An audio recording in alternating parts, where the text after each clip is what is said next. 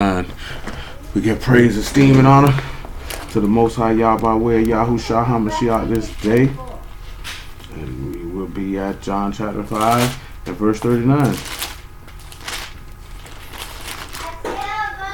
Search the scriptures, for in them you think you have eternal life, and they are they which testify of me, and you will not come to me that you might have life. I receive not honor from men, but I know you, that you have not the love of Elohim in you.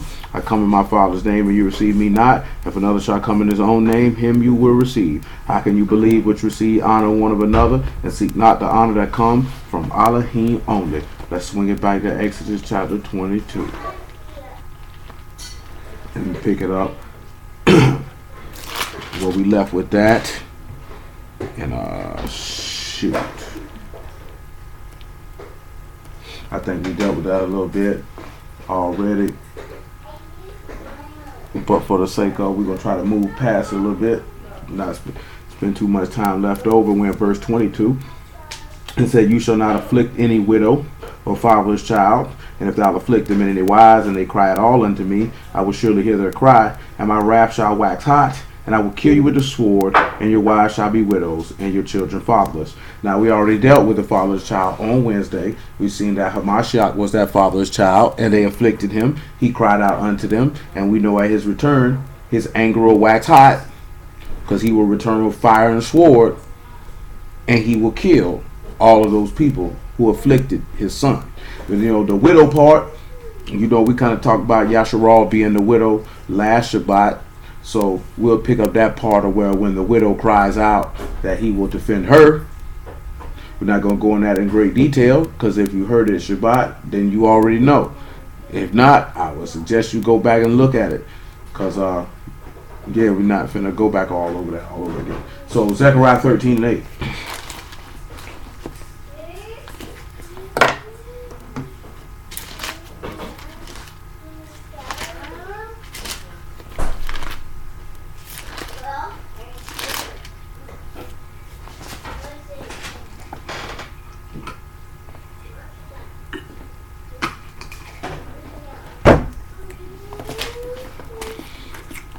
And it says, and it shall come to pass that in all the land, saith Yahuwah, 2 parts therein shall be cut off and die, but the third shall be left therein. And I will bring the third part through the fire, and will refine them as silver is refined, and will try them as gold is tried, and they shall call on my name, and I will hear them. And I will say, it is my people, and they shall say, Yahuwah is my Elohim. Behold, this is verse 1 of the 14th chapter. Behold, the day of Yahuwah come, and thy spoil shall be divided in the midst of thee. For I will gather all nations against Jerusalem to battle. The city shall be taken, and the house rifled, and the women ravished. Half of the city shall go forth into captivity, and the residue of the people shall not be cut off from the city.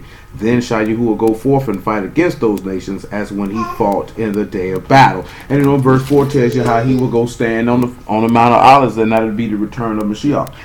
So when we begin to, it's the same token that when we began to cry out to Yahuwah in Exodus chapter 2, and he heard that cry, and he came and he delivered us out of the hands of the Egyptians. The reason why we read in Zechariah 13, because he said we'll cry out, and he said he will hear.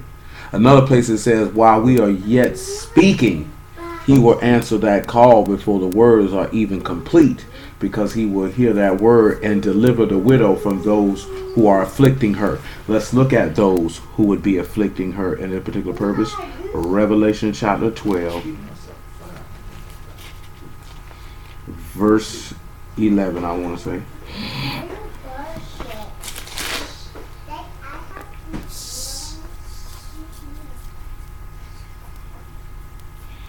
Make it verse 9.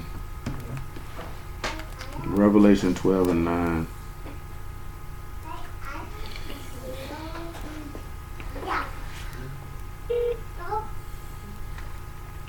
Oh, my neck. This service is provided in high definition by freeconferencecallhd.com.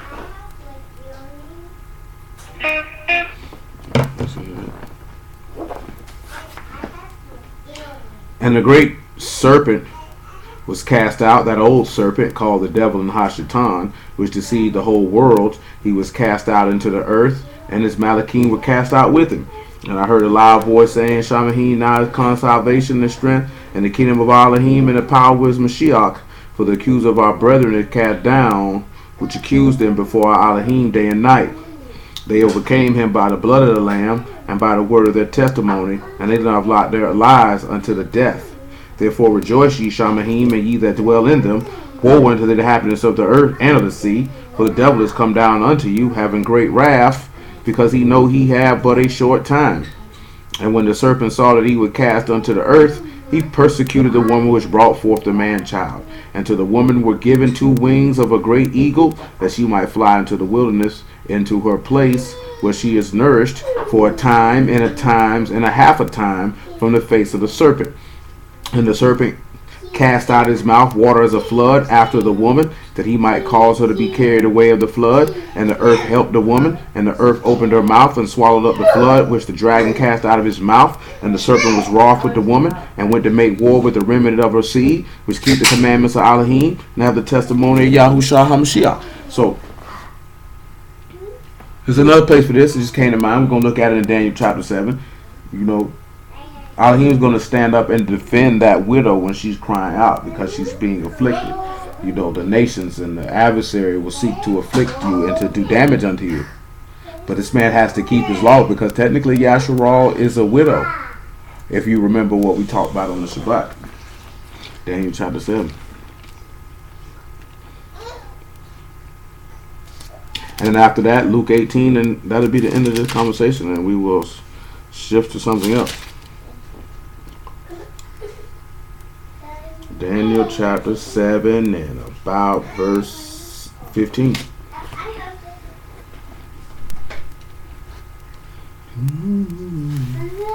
I, Daniel, was grieved in my ruach in the midst of my body, and the visions of my head troubled me. And I came near unto one of them that stood by, and asked him the truth of all of this. So he told me and made me know the interpretation of the things. These great beasts which are four kings which shall arise out of the earth. For the Kadeshim of the Most High shall take the kingdom and possess the kingdom forever, even forever and ever. Then I would know the truth of the 4th beast, which was diverse from all others, exceeding dreadful, whose teeth were of iron, and his nails of brass, which devoured, brake in pieces, and stamped the residue with his feet. And of the 10 horns that were in his head, and of the other which came up, and before whom 3 fell, even of that horn that had eyes, and a mouth that spake very great things, whose look was more stout than his fellows. I beheld the same horde made war with the Kadeshim, and prevailed against them, until the Ancient of Days came, and judgment was given to the Kadeshim of the Most High. The time came that the Kadeshim possessed the kingdom. So again, we know that this is, the Master told us there would be a time of trouble, as such as had never been seen before. So with that being said, knowing that that time of trouble is going down, we know that this is this beast executing this, afflicting this widow. We know we looked at that in Ezekiel chapter 44, that a widow could marry a Levite, another priest, because we know that the high priest couldn't marry no whore. We also know that he had to come up with a plan to be able to bring his wife back unto him. So when we look at the concept of Yasharal being that widow, and we see the beast and the nations afflicting her,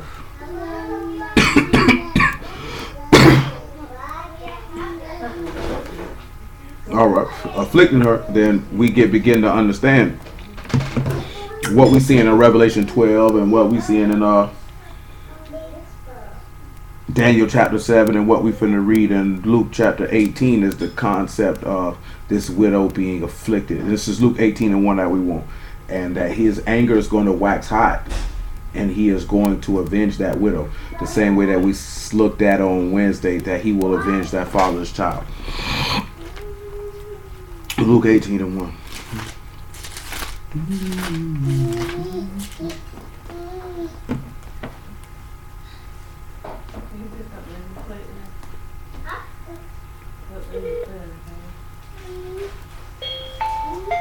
This service is provided in high definition by freeconferencecallhd.com.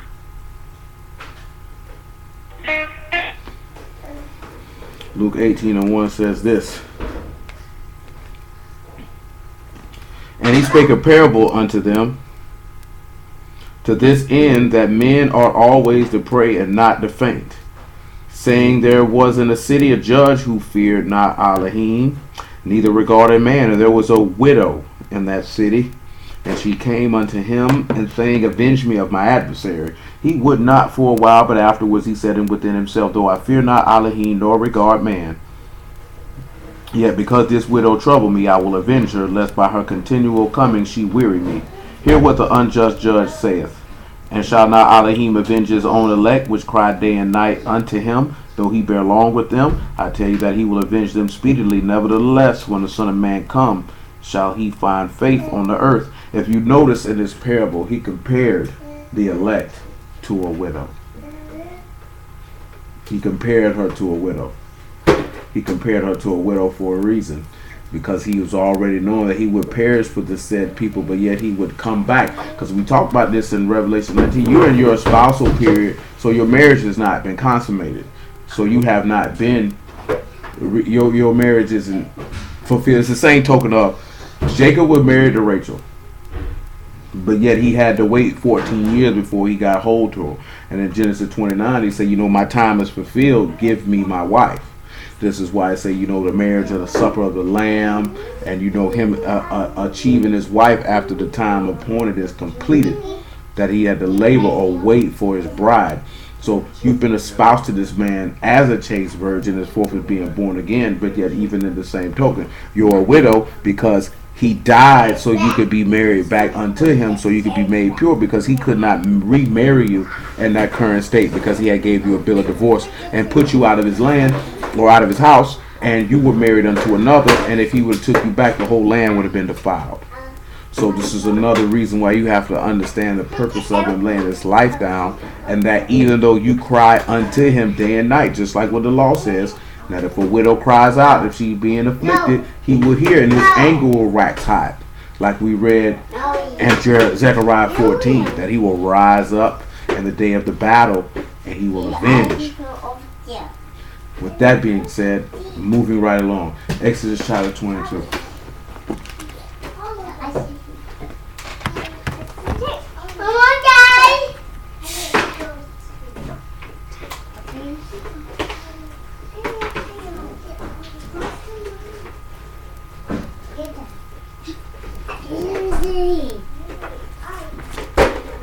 Exodus chapter 22.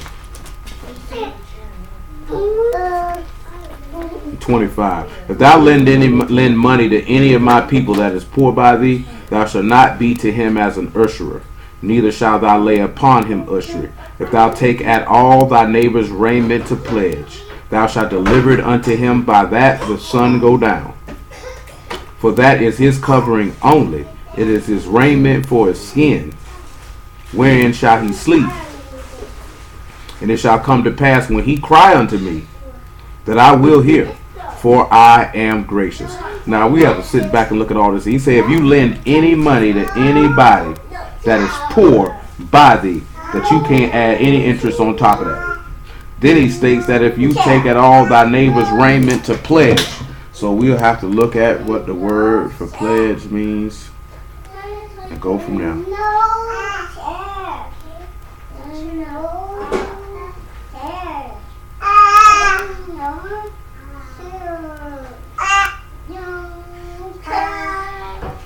Let's jump through that, man.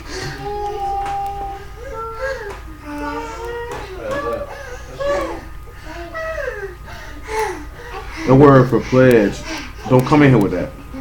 It's kaval. And that means just to simply something that has been pledged or something that's been put up for. Hey, no. It's something that's been put up for a surety for a debt or collateral, so to speak. So he tells you off the top, if you take your neighbor's raiment to pledge, then you're going to get that back unto him by the time the sun goes down. Let's look at some other precepts for this in the law, because we have to cross-reference this. Deuteronomy 24 and 13.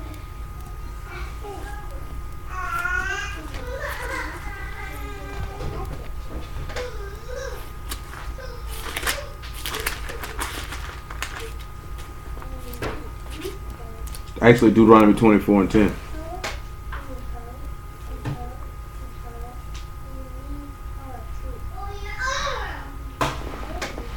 It says, when thou dost lend thy brother anything, thou shalt not go into his house to fetch his pledge. So the first thing is telling you that if you lend anybody anything, you can't go to his house to go get it. Say, thou shalt stand abroad, and the man to whom thou dost lend shall bring out the pledge abroad unto thee. If a man be poor, thou shalt not sleep with his pledge. If any case thou shalt deliver him the pledge again when the sun go down, that he may sleep in his own raiment, and bless thee, and it shall be righteousness unto thee before Yahuwah Elohim. Thou shalt not oppress a hired servant that is poor and needy, whether he be of thy brethren or of thy strangers that are in thy land within thy gates. At his day thou shalt give him his hire, neither shall the sun go down upon it, for he is poor, and he set his heart upon it, lest he cry against thee unto Yahuwah, and it be sin unto thee. Notice that it's, because I know some people sit back and they take that as saying that you got to be paid every day. Notice he said at his day. So the day that you sit back and say, okay, this is the day that the payment got to be made, he said you have to shoot that to him. He said if you don't and he cry unto you, he said it will be sin to you. Now this is, matter of fact, this is what this is about. Pause. James chapter 5. Just to give you the relevance of what James is talking about.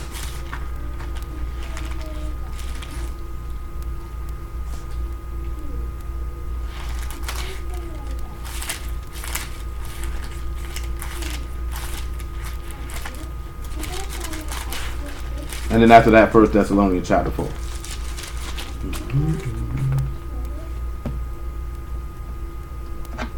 Five and 3. James 5 and 3.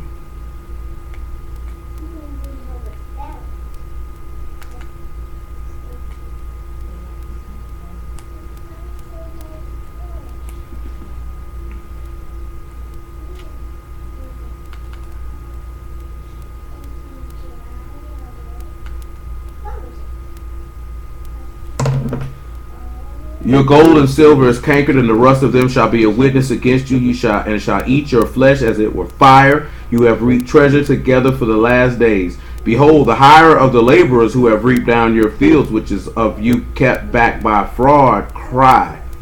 And the cries of them which have reaped are entered into the ears of the master of Sabaoth. You have lived in pleasure on the earth and been wanton. You have nourished your hearts as in the day of slaughter. So notice that James' words tie right back into what the law said, because he said you've kept it back by fraud. We already talked about the Most High does not deal with fraud too kindly. Let's look at 1 Thessalonians chapter 4.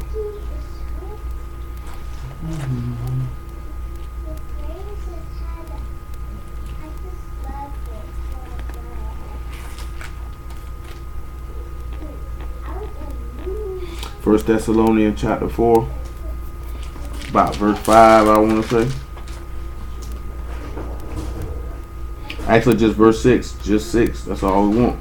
He said that no man go beyond and defraud his brother in any matter, because that Yahuwah is avenger of all such, as we have forewarned you and testified.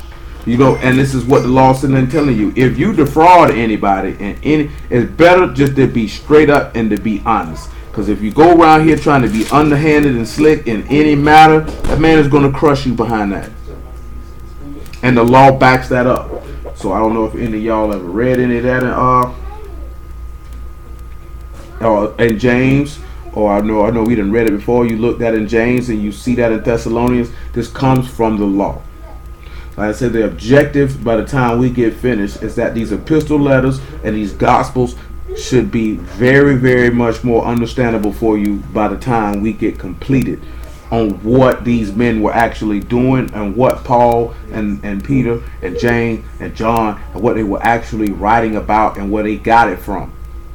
You know what I'm saying? Because at the conclusion of this here, if you lack understanding, that is your fault. You don't have nobody to blame but yourself. And I ain't talking about understanding this force and having knowledge and understanding of information in your brain. I'm talking about an actual, practical, consistent, disciplined application of said information. You know what I'm saying? Because this is not a fact gathering mission. This is not an information gathering mission. This is a gathering of information for practical application for the purpose of obtaining eternal life by the salvation of the living Elohim. This is what you do this for. If you're not doing it for this, then why are you fooling with it? What is the point? Because you can go to hell doing what you want to do. Don't go to hell being lukewarm. That doesn't make any sense. It doesn't make any sense. You have to look in the mirror every single day and ask yourself, am I in the faith? Like I said in 2 Corinthians 13. Examine yourself whether you be in the faith. Do you know what I'm saying? Is this really what you want to do? Or are you doing it because this is something to do? Because I know, and I'm just because there's things that I hear and I see day in and day out. This is not what people really want to do. And the book tells us this is not what people really want to do. And I'm just telling you from experience that this is not what people want to do. Most niggas is content on having a little bit of information, that they know this man's name, that they know his son's name, but this is not in their heart what they really want to do. It's just absolutely not. It's not in your heart. This is what you really want to do. If it's not in your heart to do it, then why play with it? You know what I'm saying? Because there's no excuses. There's no excuses. This man said, if I wouldn't have came and did the work that no other man did, they wouldn't have had cloak for their sin. We don't have any excuses. So you know what I'm saying? So you have to ask yourself, is this really what I want to do?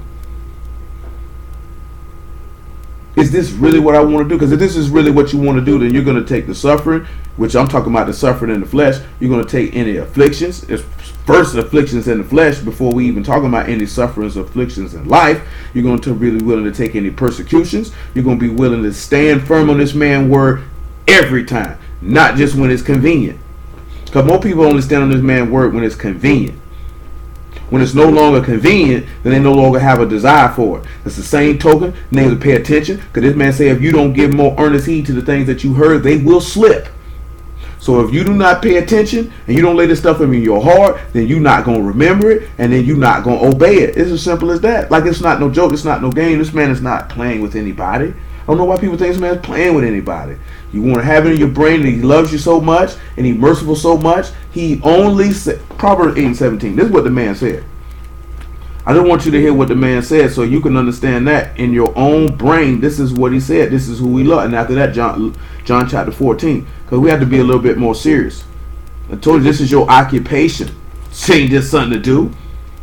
This supposed to be your business. How you more serious about? That's why he said you ain't been faithful in the unrighteous mammon. How can he commit to your trust the true riches? You can't even be faithful with natural things, and you expect him to give you the ruach? You got to be out your mind.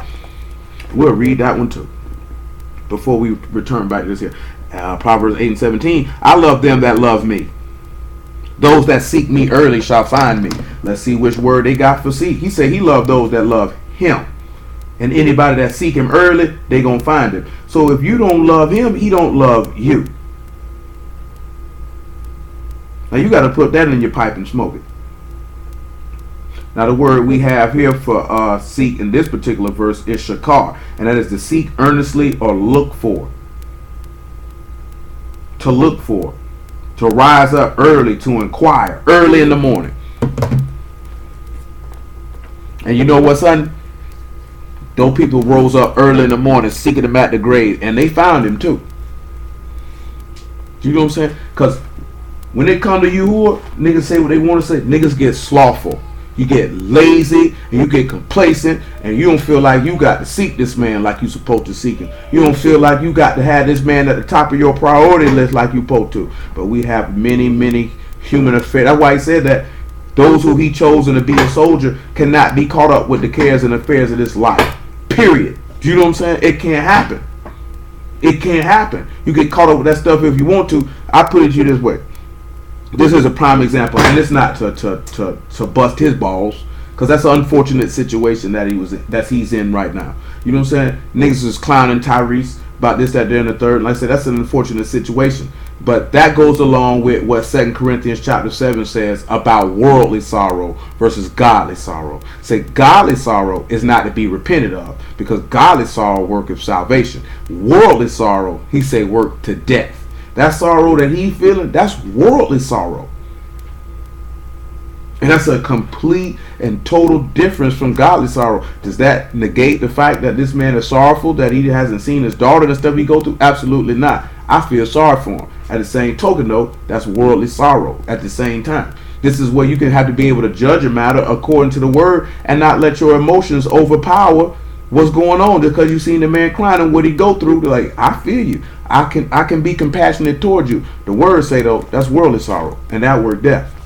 Because that's not godly sorrow what he's experiencing.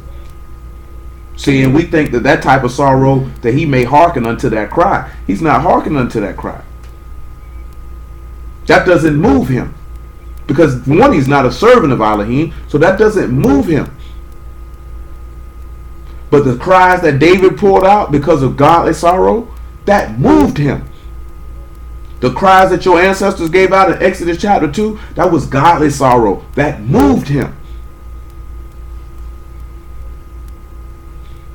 Because they just responded. The gentleman didn't respond. We had gentlemen today say, hey, you could look at a perspective.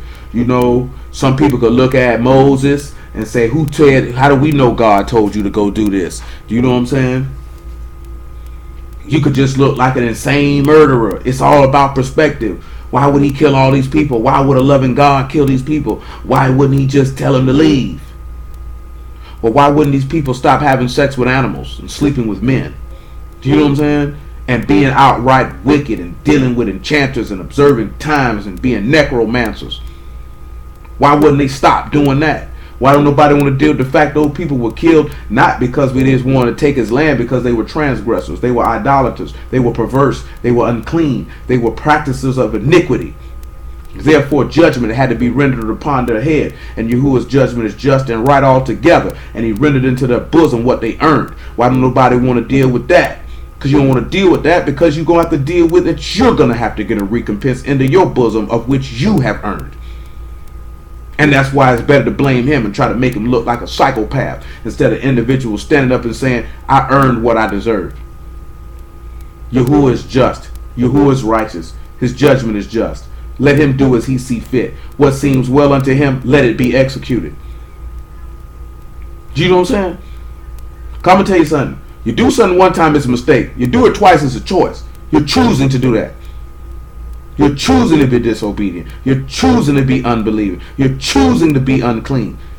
You're choosing death over life. You're choosing the adversary over Elohim. How do you think that? What do you think is the proper recompense you should receive for that? We don't consider none of them things because we think it's a game. You know what I'm saying? You see what happens here? That stuff touch you for the moment and you forget about it later. You won't remember it next week. You won't remember it a month from now. And that goes to show that how serious are we about it. Because we finna get into with this dealing with this pledge. That take to something hold up, because this is something to hold as forth as a means of collateral. And that I got to give back unto you what I took from you at the appointed time. Because this man say he defends the poor, the fatherless, the widow, the strangers, as we talked about before, the downtrodden, those who cannot speak for themselves nor defend themselves. He will do it. And every time we are disobedient, we are stepping on his son who was poor, who was fatherless, who was a stranger, because he was defenseless and powerless, and Yahuwah stood up mighty on his behalf. What do you think he gonna do to you if you done trodden his son underfoot and counted the blood of the covenant an unkadesh thing and done despite the ruach of favor? What do you think he gonna do? You think it's a game? It's not no game. You can't be playing with this. You could die tonight. I think some of you don't think you can die. Your life is but a vapor. You could die tonight. I could die on the way home. But we don't sit back and look at that because we're slothful, we're lazy, we don't have a sense of urgency. We don't really feel like that we have to give this man our undivided attention. We don't feel like we have to be down with this man. We don't feel like that we have to honor this man and put this man first and do what we're supposed to do as we're supposed to do. And we don't give this man the same reverence that we give to human beings. We reverence people more than we reverence him. We definitely know that because we're way more punctual for man than we are for him. And that's unacceptable. All that, before I leave this here, bro, all we had to sit back and remember is the parable of them 10 virgins. 5 of them wasn't ready. You seen what happened. They wasn't ready because they were slothful and they were lazy and they were playing. And they thought they could get up at the last minute and get it right. No, you can't get up at the last minute and get it right. You can't do that. You need to be already prepared beforehand. Where was I going after this Proverbs chapter 8? I do not remember. Oh yeah, John 14:23. 14:21. I didn't want you to be ready. I can't force you to be ready. I can't force you to be diligent. I can't force you to have essential. I can't force you to do nothing. Y'all think I be joking? I've been ready to lead this place before I even knew about the word. I ain't had to worry about nothing. The worst thing in the world is to feel like if you laboring in the word and your labor is for nothing. You know what I'm saying? I don't even think y'all don't realize how disenchanting that is. How discouraging and grievous that is. To feel like you're doing something and it's for nothing. And it's for nothing.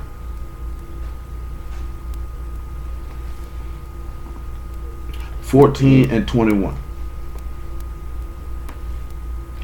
He that have my commandments and keep them, he it is that love me, and he that love me shall be loved of my Father, and I will love him, and I will manifest myself to him. Judas saith unto him, not Iscariot, Master, how is it that thou wilt manifest thyself unto us and not unto the world? Yahushua answered and said unto him, If a man love me, he will keep my words. My Father will love him, and we will come unto him and make our abode with him. The man said, if you love him, you're going to keep his words. You're going to guard him. So when we're not keeping his words, we're showing him that we don't love him. And then because we don't give the more earnest heed to the things that we have heard, he will cause them to slip and you will not remember them. You will not be able to bring them to mind. You will not be able to recall them. And I ain't talking about recalling this versus reciting some information to show somebody what you know. I'm talking about to guide your steps and to direct your paths. What do you think directs and guides your path? It's the word. Matter of fact, Psalms 119 and what, 104?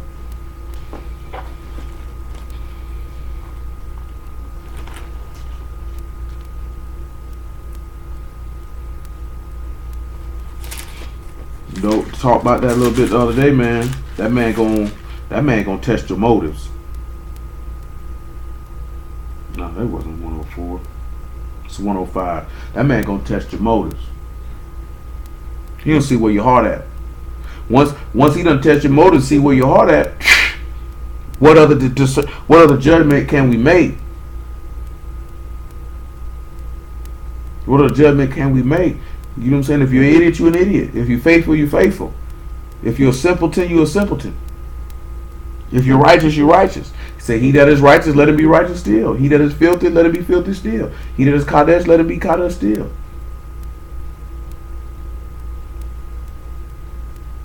You have to think about that, because you can't be both. You can't be lukewarm. You got to be hot or cold. That's our problem. We lukewarm. Not hot or cold. We lukewarm. And he gonna spit you right out his mouth. I can't be spit out his mouth. It is not. It is like there's nothing out here. You know what I'm saying? It's nothing out here for that. See, most of y'all young, so I already can understand. You ain't even experienced life to a certain extent. I already know it ain't nothing out here, because we've already been out here. Ain't nothing out here. Period. You know what I'm saying?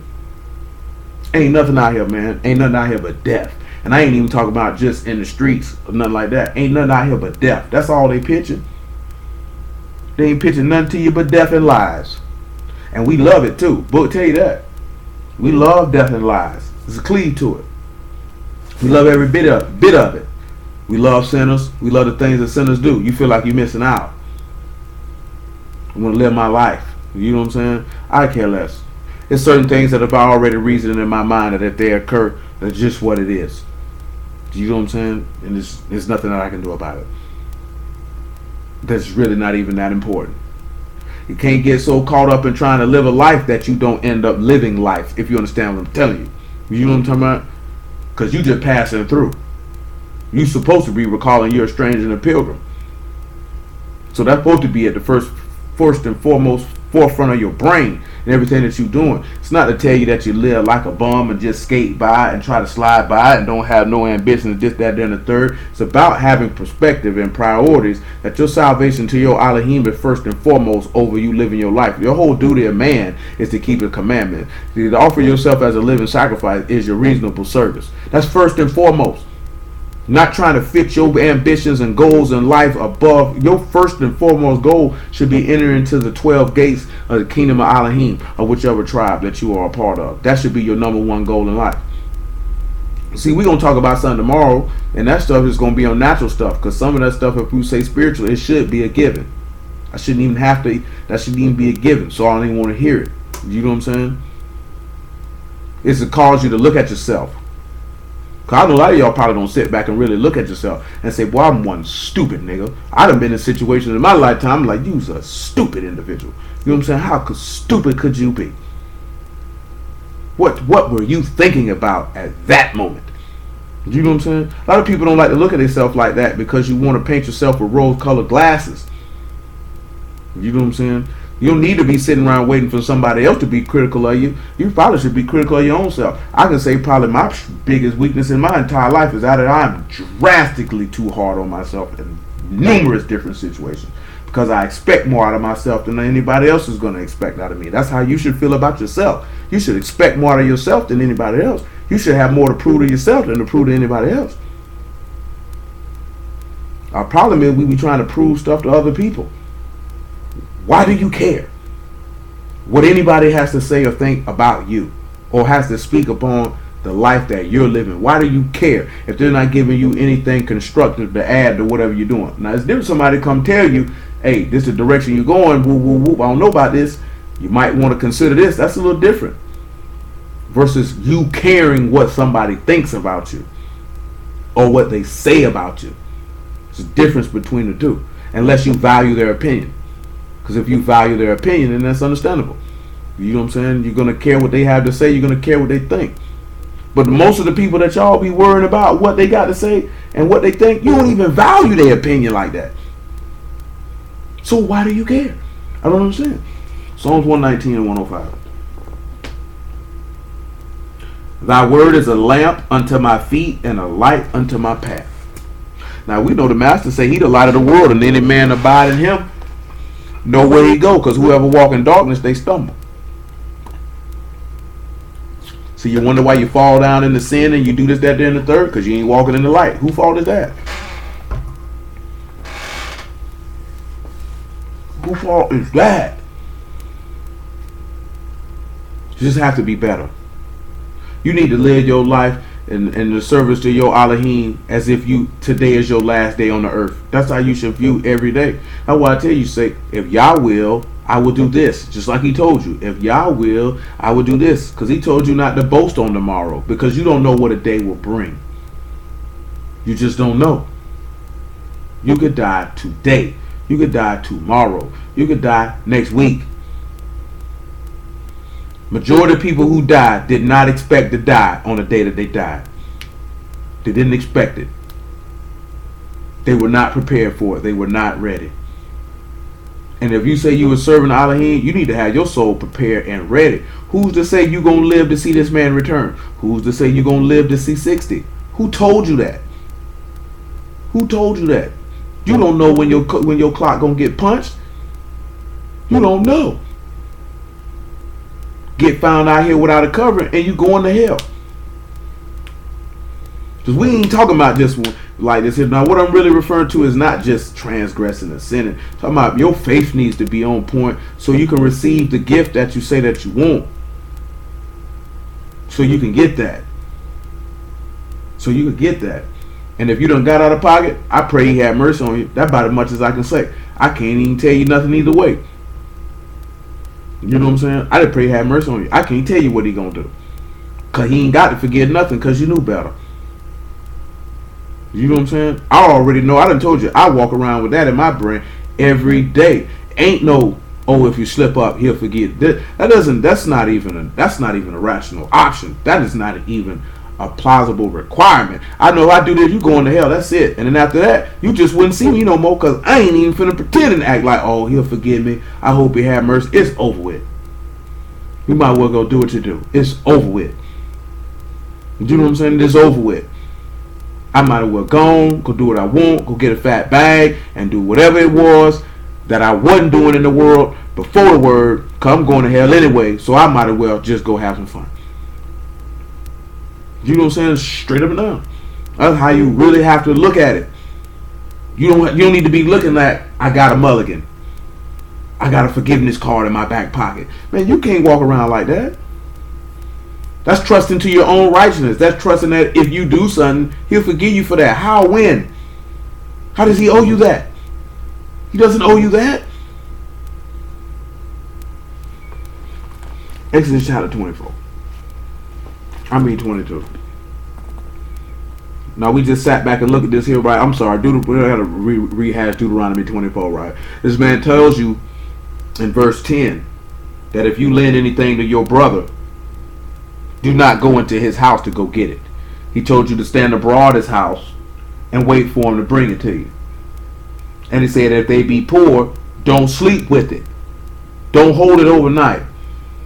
He said, but if in any case you deliver his pledge when the sun go down, that he can sleep in his own rainment, he said he'll bless you to be your righteousness.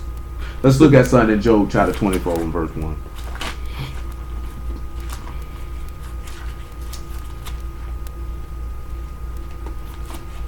You got niggas running around here thinking all the lights gonna go out tomorrow. Scared. Talking about go prepare for this. Niggas always want to prepare for everything but Yahuwah. Ain't nobody preparing for his return. And that's really the point of why I'm saying what I'm saying. To get to the climax of why I even mentioned all that I mentioned. Because we don't prepare ourselves for what we need to be prepared for.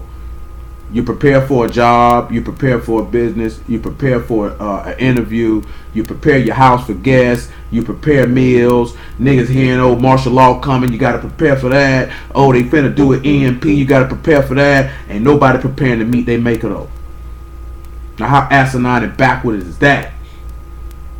Ain't nobody preparing to meet him. So that means you don't really fear, trust, love, nor hope in him, because you ain't even trying to make yourself ready for him. But you're making yourself ready for anything and everything else. What sense does that make? You know what I'm saying? I don't get it. I don't understand it. You know what I'm saying? I don't understand it. I know I asked a question earlier and it just reinforced what I've always felt since I picked this book up.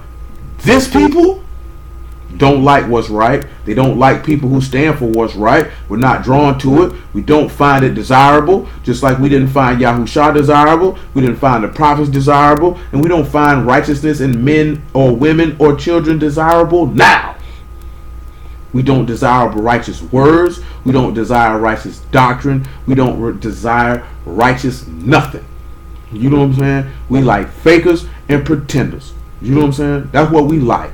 We like niggas who are flawed and phony and are hypocrites. And we drawn to it and we like to be with that and try to sit back and act like they gonna be righteous because we flawed and fake and phony and hypocrites too. Because if we like righteousness, then that's what we would want. That's what we would desire. That's what we would crave. There's a reason why he say those that thirst and hunger for righteousness shall be filled. There's a reason for that. Because these people hunger for it. They have a desire for it. They have a taste for it. That's what they drawn to. You know what I'm saying? We're not drawn to that. We're drawn to facsimiles and fakes. He told you that. People say don't speak to us right word, tell us smooth word, tell us lies. That's what we like. Set up base priests. Marrying heathens. You know what I'm saying? Being unequally yoked. But I like him. But she pretty. She wicked though. But you say you righteous. Don't believe it. You know what I'm saying? We say we love Yahuwah, let's marry Baal. Let's marry Dagon. Milcom looking good over there. You know what I'm saying? We don't really cleave to that. That's why he say the righteous will always be small in number. This is why he said that the many righteous men that walked the planet, that the earth was not worthy of them. This is why many of them were lonely. This is why many of them were depressed. This is why many of them were afflicted and sorrowful, because they knew that they were few in number.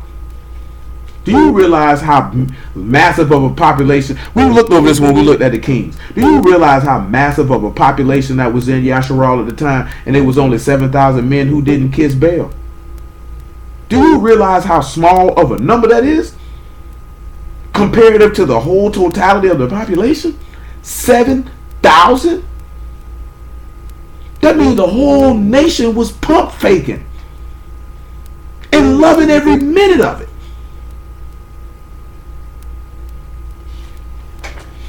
That should give you pause. Job 24:1. Why, seeing times are not hidden from the Almighty? Do they not know him? Say, do they that know him not see his day? Pause. He say, those that don't know him. They say those, let me read that again. Why, seeing times are not hidden from the Almighty, do they that know him not see his days? Now let's look at something the Master said. I want to say this is in Luke 13, but let me make sure. Now you say you know him, you ought to know the times. That's why niggas shouldn't even have no be around here talking about no EMP. You stupid bastard Jew. You know what I'm talking about? Because if you knew him, you know the times. You wouldn't even be concerned about that. And a nigga fur cap game in. We gotta be prepared. We gotta be prepared. But your soul ain't prepared. But your soul ain't prepared. Ask yourself right this here. Ain't nobody got to answer out loud. You know what I'm talking about? Is your soul prepared to meet your maker right now at this moment? Are you confident in that? Are you confident in that?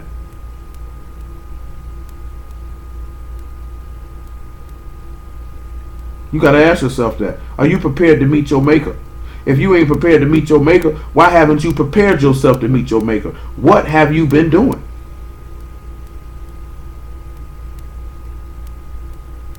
Dang, I can't find it. There we go. It's actually Matthew. Matthew 16:1. You know what I'm saying? I ain't saying this to be mean or discourage nobody. I'm trying to cause you to reflect and consider. If you're not ready to meet your maker, what you been doing for the last 12 months?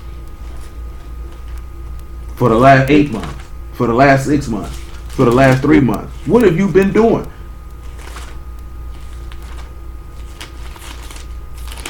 Because if you ain't going to be real with yourself, how you going to be real with anybody else?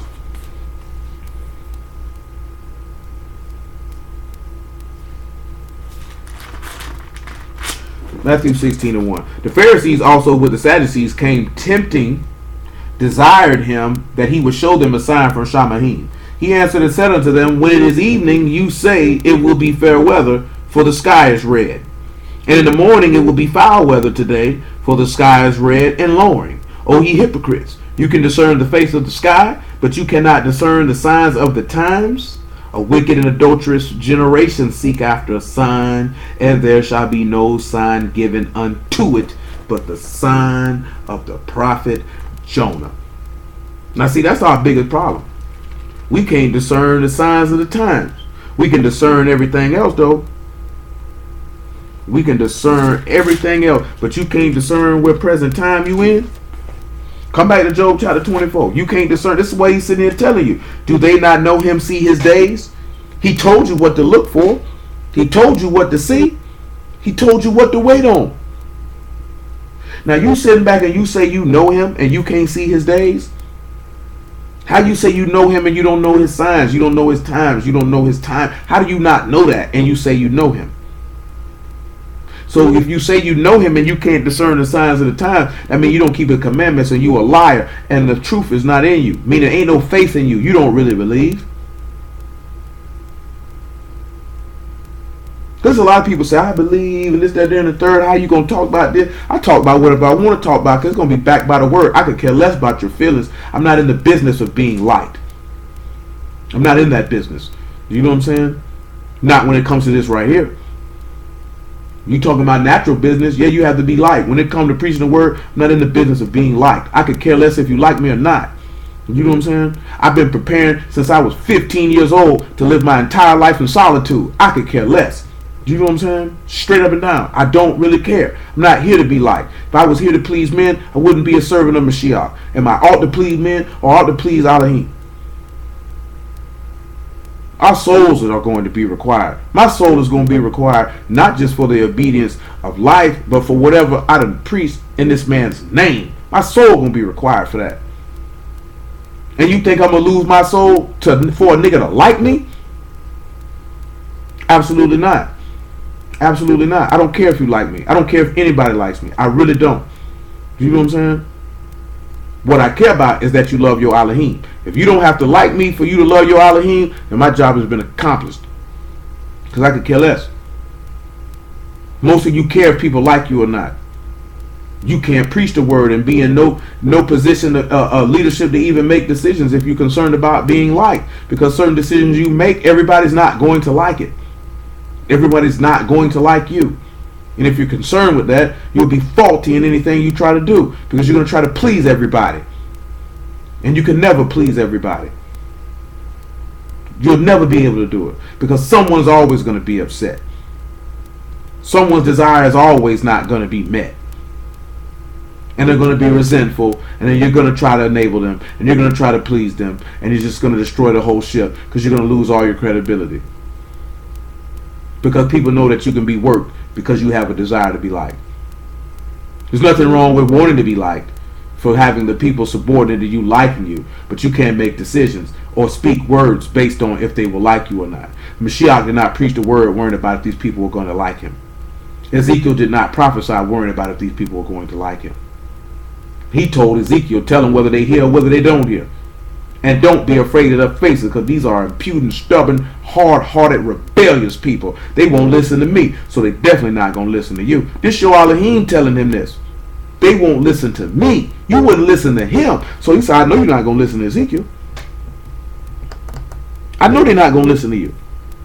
We ought to be ashamed for that. That should make us feel horrible. That our Elohim could open his mouth and say that and it not be a lie.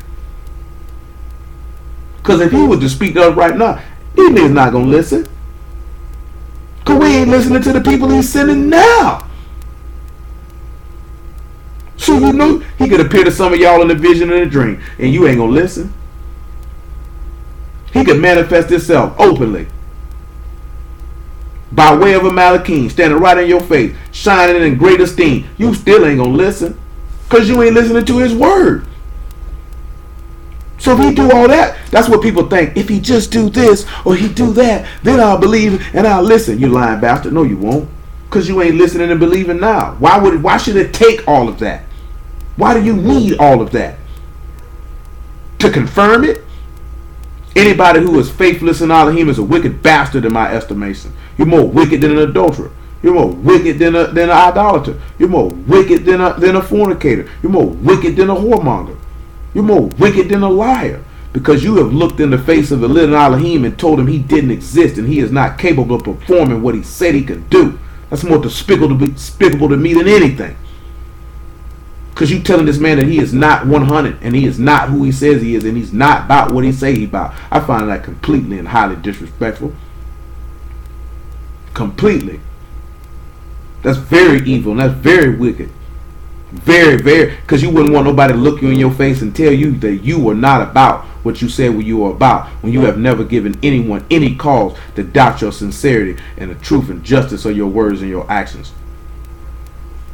But yet we cause Elohim to doubt us daily. Why so? Job 24:2 though. Some remove the landmarks. They violently take away flocks and feed thereof. They drive away the ass of the fatherless. They take the widow's ox for a pledge. Now let's look at that with that landmark. I believe we dealt with that many, many moons ago. Talking about that landmark. He said they take the, the law tell you about fooling with somebody's landmark. Let's get Deuteronomy 27 and look at it. And landmark is your boundary. It's your border. It's your coast. It's your place. You don't want to take nobody's boundary to get you in trouble. 27 and 17 in Deuteronomy.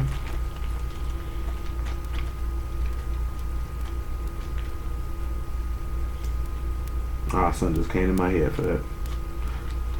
As forth as the nations, how they got to catch it. Hold on. Deuteronomy 20:17. It would help if I was in Deuteronomy versus being in Exodus, and I wouldn't.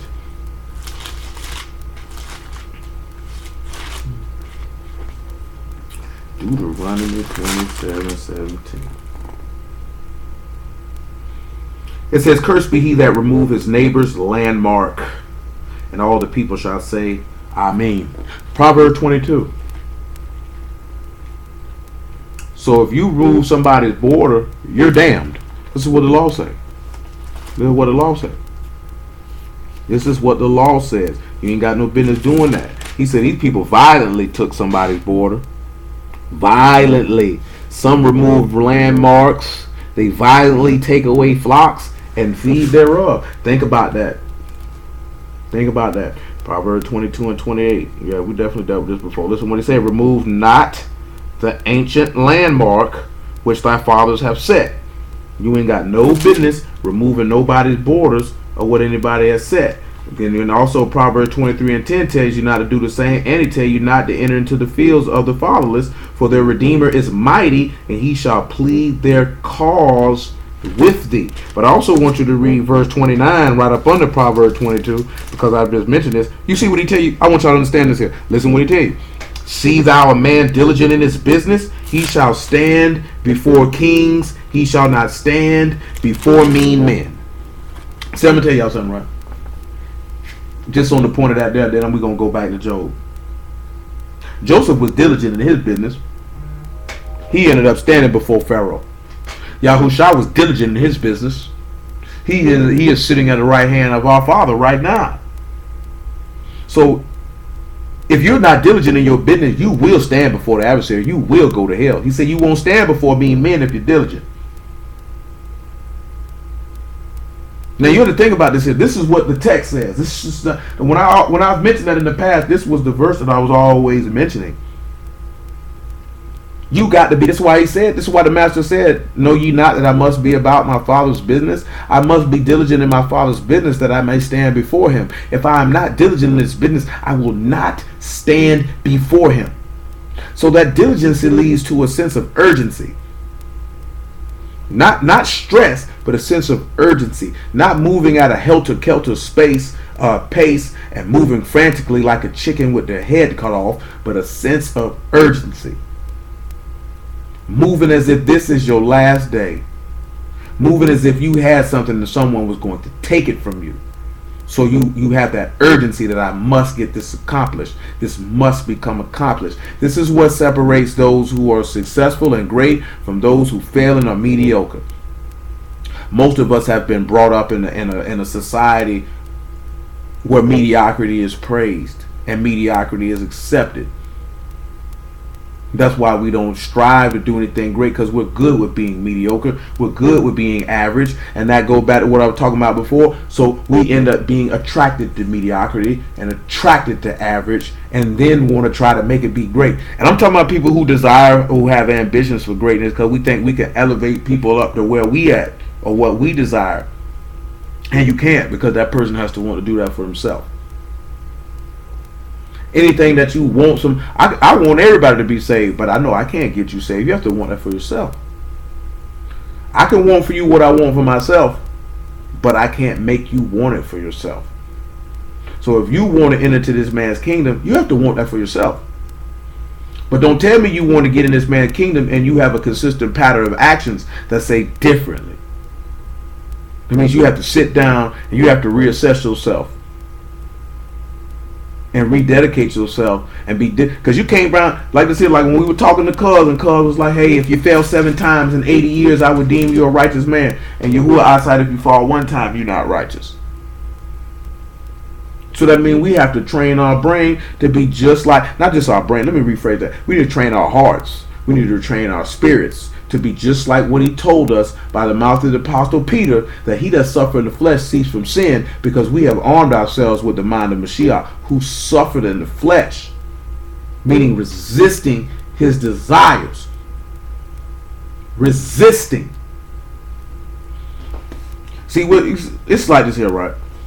There are many quote unquote qualities that could define a person, and this, that, there, and the third, that people will mention, but they don't actually admire and actually being close and being joined to that. Why did I say this here? When we look at the quality of suffering in the flesh, that is self-discipline that a Mashiach exhibited. That is a very, very, very, very beautiful characteristic and should be highly desired, because someone who is self-disciplined can be able to direct things in a certain fashion, and it shows a level of self-control and level-headedness to where you can trust this individual's judgment because they can control themselves.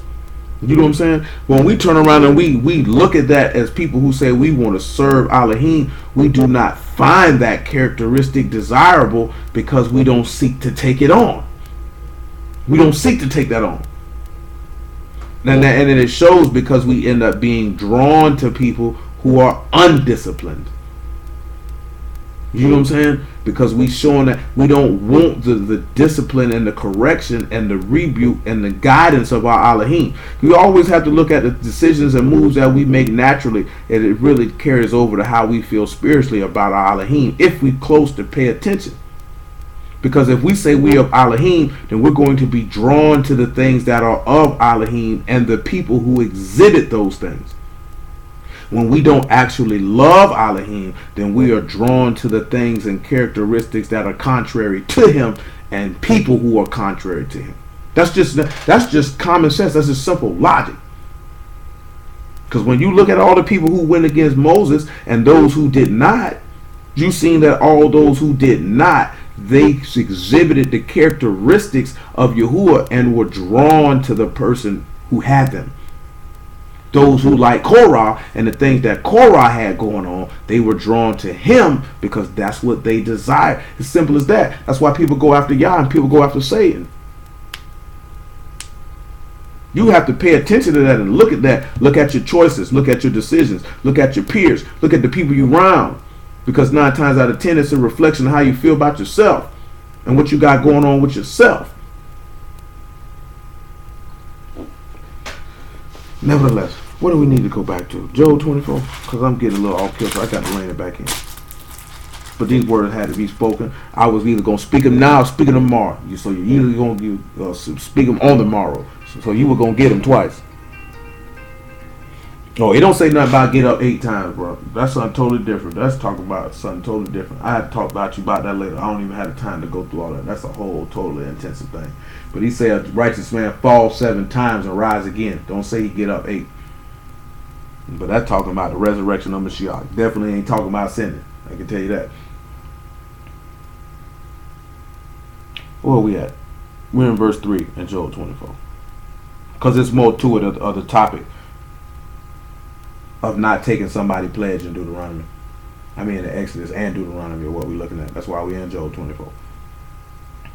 Verse 3 again. They drive away the ass of the fatherless. They take the widow's ox for pledge. They turn the needy out of the way. The poor of the earth hide themselves together. Behold, as wild asses in the desert, they go forth to their work, rising betimes for a prey. For the wilderness yield food for them and their children. They reap every one his corn in the field, and they gather the vintage of the wicked. They cause the naked to lodge without clothing. They have no covering in the cold. They are wet with the showers of the mountains. Embrace the rock for want of a shelter. They pluck the fatherless from the breast and take the pledge from the poor. They cause him to go naked without clothing, and they take away the sheave from the hungry, which make oil within their walls and tread their wine presses and suffer thirst. Men groan from out of the city, and the soul of the wounded cry out. Yet Elohim lay not folly to them. They are those that rebel against the light. They know not the ways thereof, nor abide in the paths thereof. The murderer rising with the light killed the poor and needy, and the night is as a thief. The eye also of the adulterer wait for the twilight, saying, no eye shall see me, and disguise his face. Now, I'm going to work a little backwards, right? We're going to start at verse 15 and kind of work a little backwards. This man say that the eye of the adulterer wait for the twilight, saying don't no eye see him. Let's look at something. 1 Thessalonians chapter 5, verse 1. See, that's why a lot of y'all like to do certain stuff, and then after that, Luke chapter 12, at nighttime, because you feel like ain't nobody going to see what you got going on, what you're doing. But even then, when you say in the twilight, in the darkness, people like to run with darkness versus running with light, because light manifests in reprove. So when you go out to do the stuff you ain't got no business, you ain't finna go around the people who actually standing for the word and gonna do it.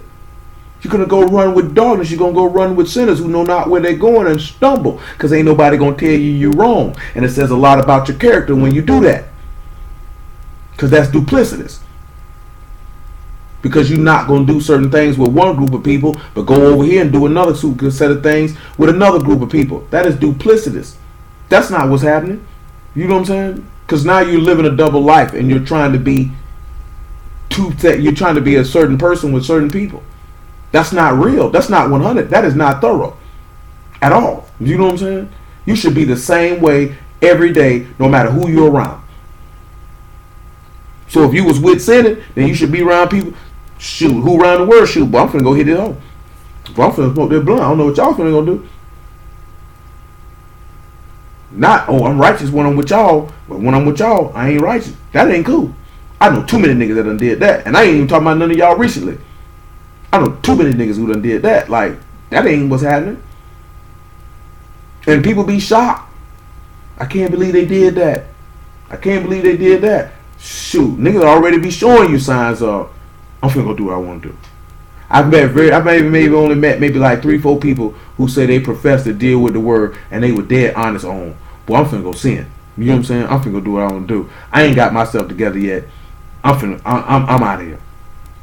You know what I'm saying? I can respect it. At least you're being honest. I don't respect what you finna go do, but at least you're honestly going to hell. And that's your desire. Versus pretending like your desire is to get in the kingdom, but it's not really your desire, because your desires dictate your actions. How many times do we have to reiterate this man say that what defile you comes from within? The abundance of the heart, the mouth speak. The heart reveals the thoughts and intents. Well, the word manifests the thoughts and intents of your heart. Your actions reveal what is in your heart.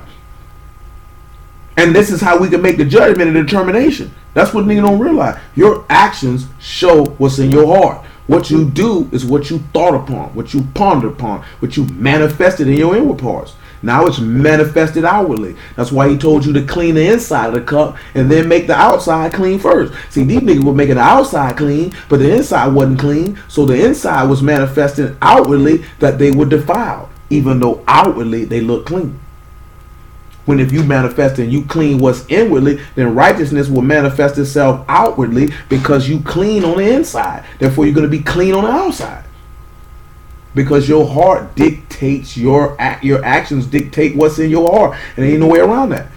If you do certain things and I say, yeah, man, you're truly trust, surely you don't trust and believe in y'all. It's going to be based off of your actions. And your actions show what was in your heart. And you can't deny it. You may not like it. You might can kick against it and fight against it. But nevertheless, it don't make it inaccurate. You can't tell me you got a clean heart and you went and slept with somebody's wife. You can't tell me that. You can't tell me you believed in y'all and then something happened to you and now you around here talking about Hotep. You're not going to be able to tell me that. There's absolutely, we talked about it briefly on Wednesday, and we're going to touch it in a moment about embracing that rock for shelter. There's absolutely no way and no how that if you trust and believe in Yahuwah, that anything in this lifetime can shake you up off that word. I don't care what it is you're dealing with. I don't care what it is you're going through. I don't care who it is come around you. If that's what you own, you can't be shaken from that. Period. That's what the book say. Say, everyone who hearken unto my words, I liken him to a man who built him a house and put it upon a rock. And when the wind came and the rain came, that house could not be moved. You're not finna sit here and tell me that. That man saying anything that ain't shaken is not moved. Therefore, it's fit to enter into the kingdom. You not finna tell me that if you trust and believe in this man, that your life and your situations and your circumstances and the people around you can move you off the word. You weren't on the word. Period. Because nobody can entice you to do nothing you don't want to do. So that means what you want to do is what was in your heart, and that's what you went and did. So, and that manifested your thoughts and your intents towards Yahuwah. Don't get mad because somebody called it out. Don't get mad at that. You're going to have to eat that. Your heart manifest, your actions manifest what's in your heart. What have you been manifesting openly to your Elohim? Screw men. They secondary. Screw what you've been manifesting to men. What have you been manifesting to the man who you say is your father, to the man whom you say is your king, your savior, your master, your brother? What have you been manifesting to them through your actions? Screw your words. Because you could talk till your mouth catch fire. What have your actions showed? Are your actions consistent with Elohim? Are you drawn to the characteristics that are representative of Elohim? And if not, why not? Because he said he'll draw you with love and kindness. He said he's full of mercy. He's full of truth. He's full of goodness. So if he's full of faith and goodness and mercy and long suffering and gentleness and meekness and faith and joy and love and discipline and self-control, and you say you of him and you not drawn to that? How you not drawn to that? It can only be one way you're not drawn to that, because you're not of your sheep, as he has told you. 1 Thessalonians chapter 5 and verse 1. But of the times and the seasons, brethren, you have no need that I write unto you. For you yourselves know perfectly that the day of the master so come as a thief in the night. For when they shall say peace and safety, then sudden destruction come upon them as travail upon a woman with child, and they shall not escape. But ye, brethren, are not in darkness, that the day should overtake you as a thief. Again, this is going back that if you know him, you should know his times. You should know his days if you know him. Ye are children of the light and the children of the day. We are not of the night, nor of darkness. Therefore let us not sleep as do others, but let us watch and be sober. For they that sleep, sleep in the night, and they that be drunken are drunken in the night. See, and I go back to why we started backwards in Job. Because he said, no eye shall see me, and it will disguise my face. Because you feel like in darkness, ain't nobody going to see what you're doing. See, but that's why we finna read Luke chapter 12. See, we feel like when we do it in the dark, ain't nobody going to know. But you sitting back, you just like what it said in another place in the word. Yahuwah is forsaking the earth. He don't see what's going on. Oh, he seen it. He seen it. He just letting you go. Because since the sentence against an evil work is not executed speedily, it's privily in the hearts of the sons of men to do evil. You feel like he ain't seen it, he ain't paying you back for it, you can go ahead and get your rocks off. And he say, go on, get them off, little buddy. Go on and get them off.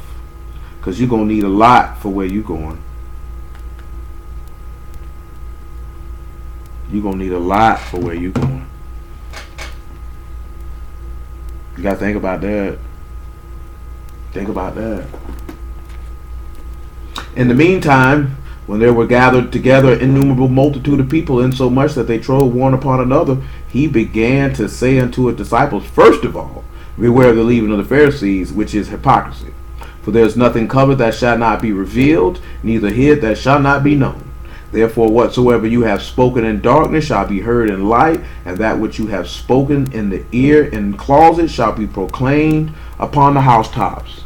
And why will this be proclaimed? Revelation chapter 20 and verse 12. Remember, he told you every idle word you speak, you'll give account for it. 20 and 11. So don't sit back and think, oh, he don't see. My face is disguised. He don't know it's me. You got people who really live like that. Maybe not use those necessary words, but they feel like y'all's not looking. He don't care. We can do whatever. No one sees me. But he saw. But he saw. And I saw a great white throne, and him that sat on it, from whose face the earth and Shamahim fled away, and there was found no place for them. And I saw the dead, small and great, stand before Elohim, and the books were open, and another book was open, which is the book of life, and the dead were judged out of those things which were written in the books according to their works. And remember,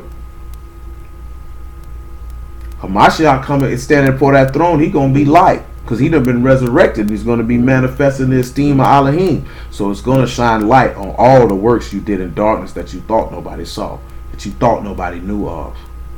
We really live our life like this man don't see what you do. It ain't good. Back to Job 24. It just ain't good. And of course we know with the murderer, rising with the light, kill the poor and needy, and in the night is as a thief. We know that that's Judas.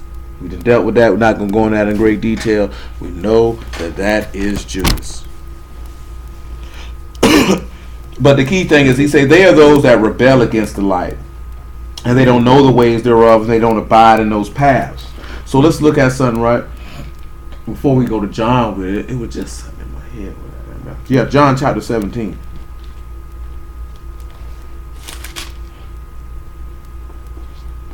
And 22. Or 21. And after that, 1 John chapter 3. See, because you have to look at that. And we talked about rebellion about a week or so ago. Maybe two.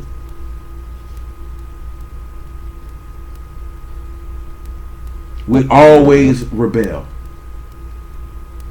We don't rebel against unrighteousness. We don't rebel against sin. We don't rebel against sinners. We don't rebel against ungodliness. We always rebel against Yahuwah. And for what? And for what? To show forth that we're a witch, and therefore that he can't let us live, when we could just rather just be obedient and stand forth for righteousness. It's not hard. What's hard is that you don't want to let yourself go, and that you don't want to allow his will to take control. You want your will to take control. You want your desires to come first. That's how you go to hell. So when I'm saying hell, that's how you hit the grave. And then you get woke up. And then your name ain't written in the book. That's how you bring death on yourself. Because you think it's about you. It's always about you. You. What do you want to do? Why I can't do this and why I can't do that. And this, that, and the third. What do you mean? Did you create yourself? Did you save yourself? Did you redeem yourself? Did you create an eternal kingdom? Do you have an eternal ruach to give unto yourself?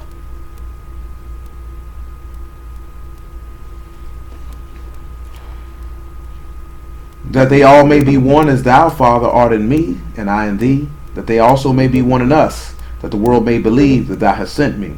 The esteem which thou gavest me, I have given them, that they may be one even as we are one. I and them, and thou and me, that they may be perfect in one, and that the world may know that thou hast sent me, and hast loved them as thou hast loved me. Father, I will that they also, whom thou hast given me, be with me where I am, that they may behold my esteem which thou hast given me, for thou loved me before the foundation of the world. O righteous Father, the world have not known thee, but I have known thee, and these have known that thou hast sent me. Notice that he said that they haven't known you. And he said those that rebel against him haven't known him, nor know his paths. Now what we was going to pull in John, he was mentioning where, he said, what manner of love, the epistle of John, this is the first verse in the 3rd chapter, so we're not necessarily going to read it. And I was going to pull John chapter 3, verse 19, but we're not going to pull that either. Just tell it to you. You can read it on your own time. He said, what manner of love have the Father bestowed upon us to be called the sons of Elohim? And he said they don't know us because they didn't know him. You know what I'm saying? And that goes again to the point of what I'm making. They not abiding in the past, and they not knowing him, because you're not knowing his characteristics. You're not knowing his attributes. You're not knowing what he stands for. So therefore you do not deem that something attractive to draw yourself unto him. That's why he said that he wasn't esteemed of men, and people stayed away from him. They weren't drawn to it. That's Isaiah 53. You go read it. It tells you that plain as day. We weren't drawn to it. We didn't find that desirable. We didn't look upon that and say, this is admirable. I want to be around him. I want that. That's the point of what I make. We don't find that desirable. We don't find self-discipline desirable. We don't find goodness desirable. We don't find truth or faith desirable. We don't find kadeshness desirable. We don't find forgiving desirable. We don't find mercy desirable. We don't find humility desirable. We don't find consistency desirable. Because your Elohim is the most consistent person in the history of history. He said, I am Yahuwah, I change not. Say Yahushua HaMashiach, the same yesterday, today, and forever. That's consistency. We don't desire that. You know what I'm saying? I said Elohim is a rock. That means he's strong. He's solid. We don't desire that. We don't desire that. That's why I say you don't know me. Because when we see these characteristics that's representative of him, and then we seen someone in the personage of Yahushua HaMashiach manifest that, we didn't want that. So when he says that he's shown us the love that we can become the sons of Elohim, people don't know us because they don't know him, because they don't want that. They don't find that attractive. They don't find that desirable. When I'm talking about attractive, I mean to be drawn unto that. Because they say, I'm a companion of those who fear thee. That you could become one with them. One body, one heart, one faith, one immersion, one Elohim. Who is in all and through all. We don't find that appealing. Because if we found that appealing, we wouldn't have killed the man. If we found that appealing, we would have never rebelled against Yahuwah in the first place. If we found that appealing, we wouldn't have killed the prophets. We don't find these things appealing. Because I was just having a conversation about it earlier. How these, because I seen a lady say she's been in the word 20 years, ain't never seen a successful Hebrew marriage. And I'm like, wow. You know what I'm saying? And I see many, many women say this regularly. I see dudes say it regularly. I just seen a chick talking about how can people be in the word and then they break up with a dude and now she don't follow y'all no more. She forsake the truth and all this, that, then the third. It's because we like the fakeness that niggas exhibit. We don't want the realness of the word. We don't want that. We're not attracted to that. You still thinking like when you was in the Sunday church. You don't want that realness. That's not what you want. You want a nigga who gonna fake and gonna play around. Whether you male or whether you female, this ain't mutually exclusive to no gender. You don't want the realness because the realness scares you, because the realness is going to cause you that if you're not real, you're going to be exposed. And you don't want to be exposed. So you don't want that. Because if you're not really for Yahuwah, he is going to expose you. It ain't but a matter of time. Because he's going to try your hearts and your inward parts to see if you love him or not, if you're faithful or not. You're going to be exposed. He told you that in Nahum, I'm going to pull your skirts up so everybody can see your nakedness. You're going to be exposed. When Yahushua was put to the test, the way his heart was at, he showed that he was firm and he was solid. He couldn't be moved. So he couldn't be exposed because he was 100 like he said he was. He was solid like he said he was. He was thorough like he said he was. He was real like he said he was. And that's the difference. We don't like that. We don't really want that in this society. Niggas can talk to niggas don't like that. People are intimidated by it. You know what I'm saying? And people are intimidated by it. That's why they were intimidated. That's why they say no man ever spoke like him. Ain't nobody never talked like him. That's why he said those that come to the light, he said those that are of the light come to the light, that their works may be shown, that they manifest and wrought in Elohim. He said those that hate the light don't come to the light, but when the light come, they flee. They don't come to it. They rebel against it because they don't know the paths thereof. They don't know the ways thereof. They don't know the creator of the way. So because they don't know it, they rebel against it. All those people who sat back and Mashiach say, I'm the light of the world. Like he said in John chapter 8 verse 12. He said, if you do not believe that I am he, you will die in your sins. These people sat back and they watched this man. He said, I came in my Father's name and you received me not. He said, there's one that bear witness of me. He said, if you don't believe me for my words, believe me for my work's sake.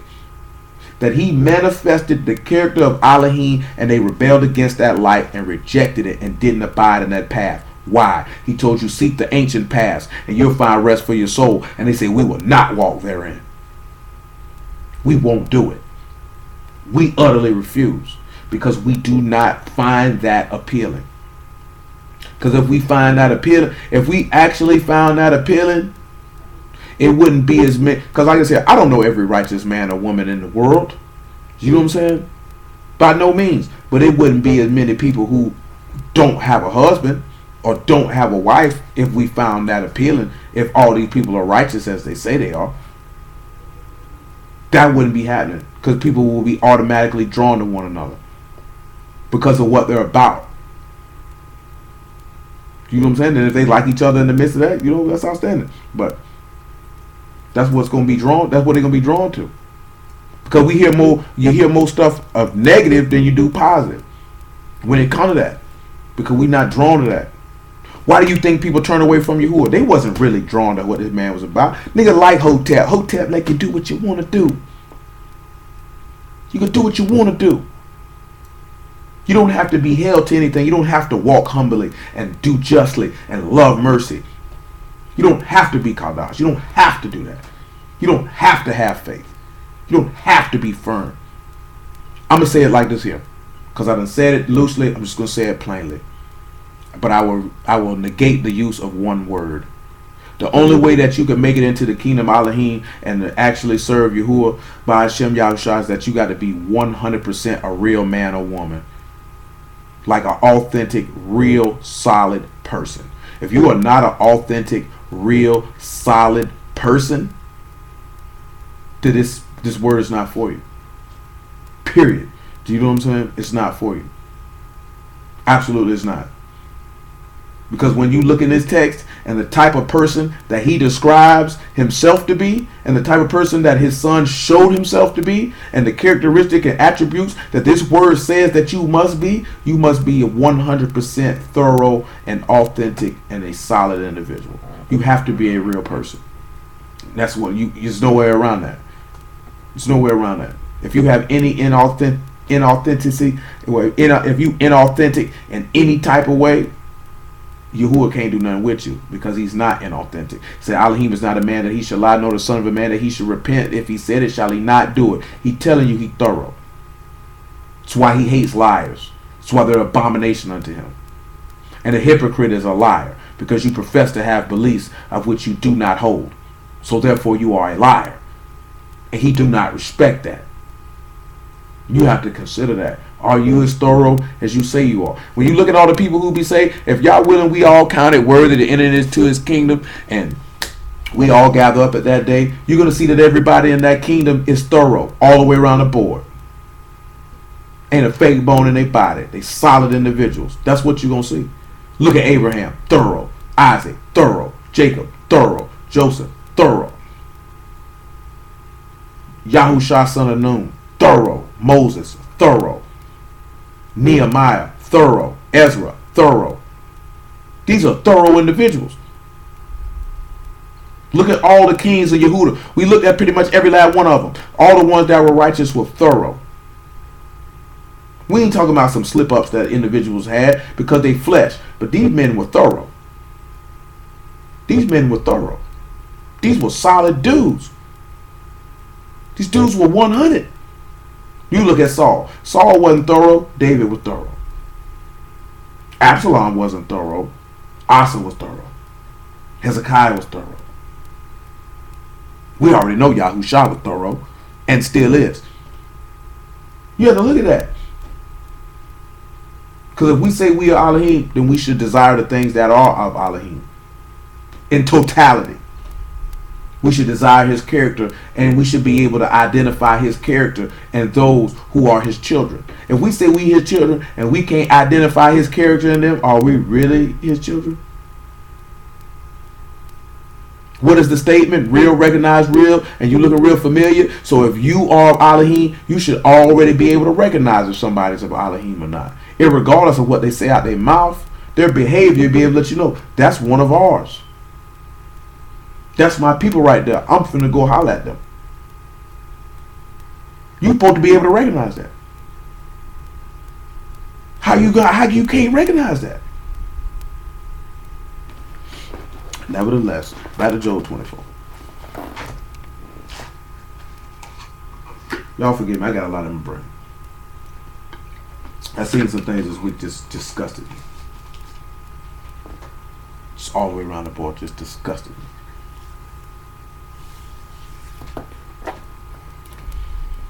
When we look at verse 12, of which we've dealt with in the past, so I will not go into great detail. He said, when men groan from out the city and the soul of the womb cry out, yet Elohim lay not folly to them.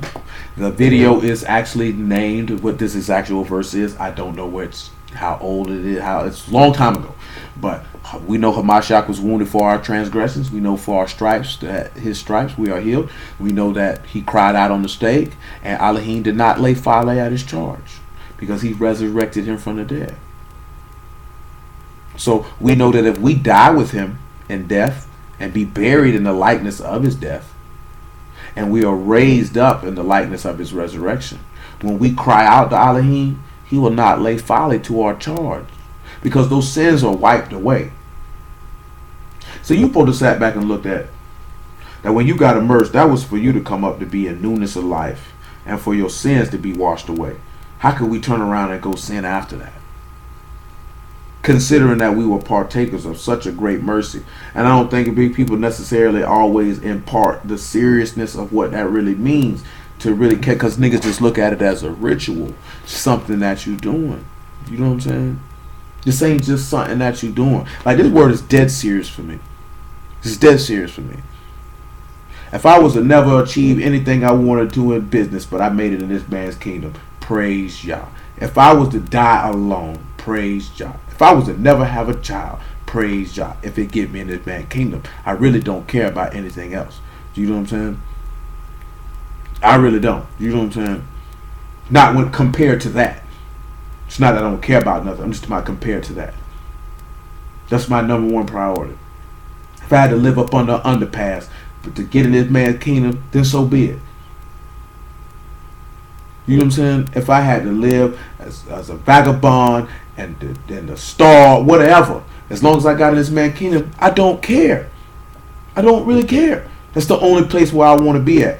That's why y'all don't be understanding. You know what I'm saying? I hate this place. I hate everything about it. And I ain't even talking about America. I'm talking about the world, period. I hate to see my people get ran up on. I hate to see people suffer. I hate to see people go through stuff and there's nothing that you can do to assist them or help them. I hate the wicked with a passion. You know what I'm saying? The things that they manifest and do to people and hurt people who only have a desire to enter into this man's kingdom, who manipulate, abuse, and distort the word for selfish gain so that they can appear themselves to be this here while distorting the faith of others and destroying others. I despise it. You know what I'm saying? I utterly despise it. And I would rather go sleep in a box and wait for him to get here so I wouldn't have to see or participate or deal with or hear of anything that these people got going on. You know what I'm saying? I don't really think you really understand that. I have no problem with that. None. So when I first read what Paul was talking about, I first read it, but as I started maturing the word and I read what Paul say, for me to die is gain, I understood exactly what he meant. You know what I'm saying? I would rather go and be with him than stay here. Period. You understand what I'm telling you? It's that serious. I would rather leave. If I had the opportunity to leave, I would take it. Period. If he said you can die right now, go ahead and punch the clock. I have no problem with that. You know what I'm saying? But in the same token, like what Paul say, it's more beneficial for me to stay alive to benefit his people. You know what I'm saying? But the average person can't understand that. I'd rather go be with him. I don't want to be here. I don't like it here. Period. You know what I'm saying? I've known from a child that I was odd and that I was peculiar and I wasn't going to have that very many people around me because I was different. I didn't know why I was different. I didn't know why I thought different. Then you dealing with this word, that stuff starts chipping people away from you. You know what I'm saying? You wonder why these people walked around destitute and afflicted and didn't have like this here, man. David didn't have that very many people around him that was solid. Most of them people didn't care nothing about him. Why do you think he wrote all these songs? Because most of the stuff he spent, he was alone. This is a man after Elohim's own heart. You think everybody would love him dearly. Most of them didn't. So in that solitude, it allows you to be able to connect and understand who your strength emanates from, where your power emanates from, where your desires emanate from, because you desire him. And then once you get to that point, then you begin to have a longing to be with him. And you don't even have a desire to stay here anymore. You know what I'm saying? And that's a whole, because I hate when people say there's levels and all this, because there ain't no type of level. It's just a different perspective spiritually once you get to where you have a longing to be with him. And you no longer have a desire to stay on this physical plane. Because you want to be with him. Because you know with him, he ain't going to never do nothing to you. He's never going to cross you. He's never going to do anything sour to you. That you know you can completely open and give yourself over to this man, and he is going to hold you in his bosom like a mother holds her child. And you know it. You trust in that. You hope in that. You know that there's no doubt in that whatsoever. You know it. So then you begin, I just want to go there. I don't want to be here no more. You know what I'm saying? Because you talking about these people panicking by EMPs and all this other stuff. Screw that. It's niggas out here doing wicked stuff on the regular, unchecked. Unchecked. People being killed on the regular, unchecked. I'm talking about whether it be from the oppressor or whether it be from our own kind. People are dying mercilessly daily. You know what I'm saying? We are in the worst time of year right now. I hate it. Luckily, I don't move out and about, so I don't even have to really see it or deal with it. Because now they finna start their favorite time of year. They just got finished with All Hallows Eve. Now they finna do this damn Thanksgiving onto this damn festival of Saturnalia to this damn festival of Janus.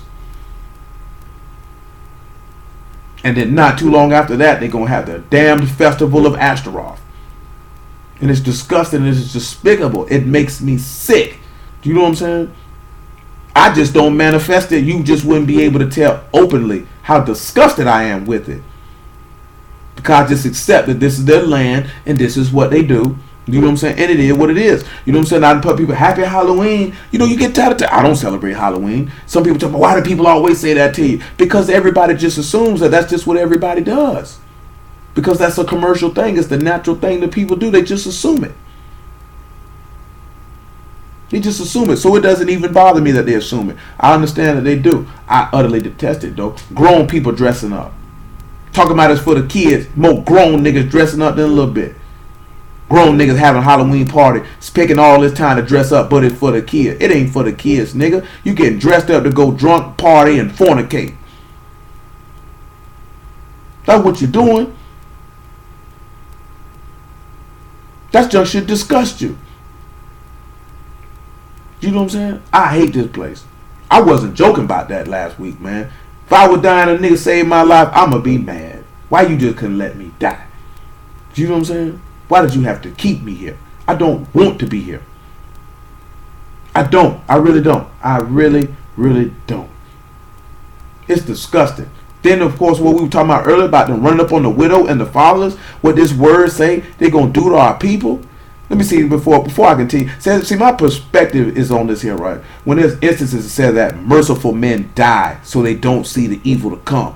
Or when Yah told Solomon what he was going to do, and he said, but your eyes won't see it. Do you know what I'm saying? I won't allow you to see the death, destruction, and misery of your people. I will let you close your eyes and that you will have no knowledge of that. I do not want to see the things that are soon to happen among our people. I don't want to see that. I don't want to see that. You know what I'm saying? I really don't. I have no desire to see that. That's going to be heartbreaking. It's heartbreaking now to see how these people can murder us dead in the street and nothing happens to them. You know what I'm saying? Whether there's witnesses standing there, whether it's on a dashboard cam, whether it's on a cell phone, nobody cares. You know what I'm saying? Nobody cares. That stuff bothers me, man. That stuff is not what's happening. That's not what's happening. I don't want to see that. I'd rather be gone and I ain't got to worry about it. Most High willing, I raise up, get a white robe, be with him for eternity. That's what, you know what I'm saying? Period. And all of us should have the level of faith that we all feel the same way. I want to be with him. I ain't saying you got to be like, oh, I'm ready to die tomorrow. You know what I'm saying? But I'm talking about you want to be with him. That's where you want to be at. And your actions should be manifesting that is what your heart really is holding, that I want to be with him. Nevertheless, we're going to jump it up a little bit about verse 7. What time is it? 10:46. He said, they cause the naked to lodge without clothing. They have no covering in the cold. And they are wet with the showers of the mountains and embrace the rock for want of a shelter. They pluck the fathers from the breast, take a pledge from the poor, and they call them to go naked without clothing. And he say they take away the sheaves from the hungry.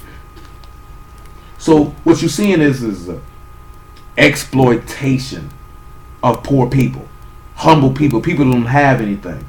You know that this man didn't have no garment, and you took his garment. You knew that. So you caused him to lodge with no clothes, to have no covering in the cold. Now we go back to Exodus 22, and then we will go back to Deuteronomy 24 to refresh everybody's memory, because we've been away from it for a little moment.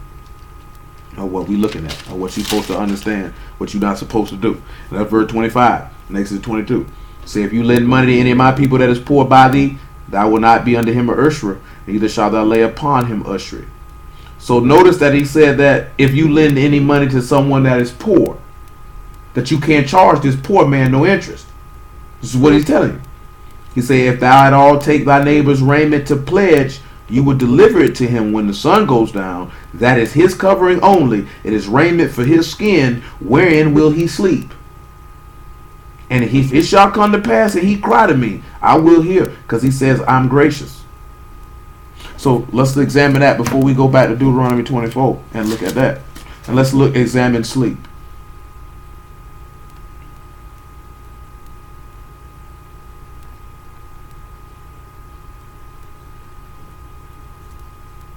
Oh, that's Leviticus and not Exodus. Great move there, genius.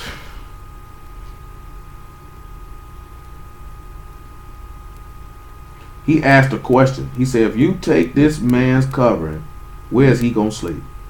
That word for sleep in this particular verse is shakav. And that word is to lie down. And it also has something to lie down in death. And it also has to deal with laying down sexually, which I have something for that, but we have to wait till we get a precept that goes along with that. But he said, where is he going to sleep at if you take his covering? And he said, if he cry, he will hear, because he is gracious. When we look at gracious, because we got a couple things to look at for gracious as well. That word is kanun, and that's to be gracious or to be favorable, to have mercy for all intents and purposes. So we have to think about that. If you take this raiment for a pledge, you got to give it to him by the time the sun go down, because it's his covering only. It's a raiment for his skin. Where is he going to sleep? Well, let's sit back and look at Deuteronomy 24 and then reread what we looked at in Job and then manifest this to the master, so we get ready to slide on out of here. Because you'll sit back and look at that. When you look at a pledge, that's holding something for a debt. You can't hold that junk all night. You got to get that man his stuff. Say, that's his garment to wear. That ain't for you. 24:10, when thou dost lend thy brother anything, thou shalt not go into his house to fetch his pledge. Pause. Matthew 5, I want to say. Luke chapter 6. He said, if you lend him anything, don't go back and get it. This will make the master's words even more stronger of why individuals should actually, if you know the law, you wouldn't have a problem. 6:30, Luke. This is why we're going through it, so you can understand all this stuff, so you can be perfect. At the end of the day, so you can be perfect. That's the whole objective. So you can be perfect. So that if a nigga die, a nigga see your face again in this man's kingdom. Bottom line. Bottom line. Because if you was to die not right now, when you get up on the first resurrection or the second, ask yourself that. Because none of us are worthy of his forgiveness or mercy. Let that be known. None of us, period. You know what I'm saying? Ain't nothing I ever did in my lifetime. At all. Nothing. You know what I'm saying? Absolutely nothing. Even preaching the word don't make me worthy of it. Mercy still ain't worthy of it. Still ain't nothing but dust and ashes. Who give esteem to him who created me and gave me the opportunity to know him and to be delivered by the blood of his son. That's it.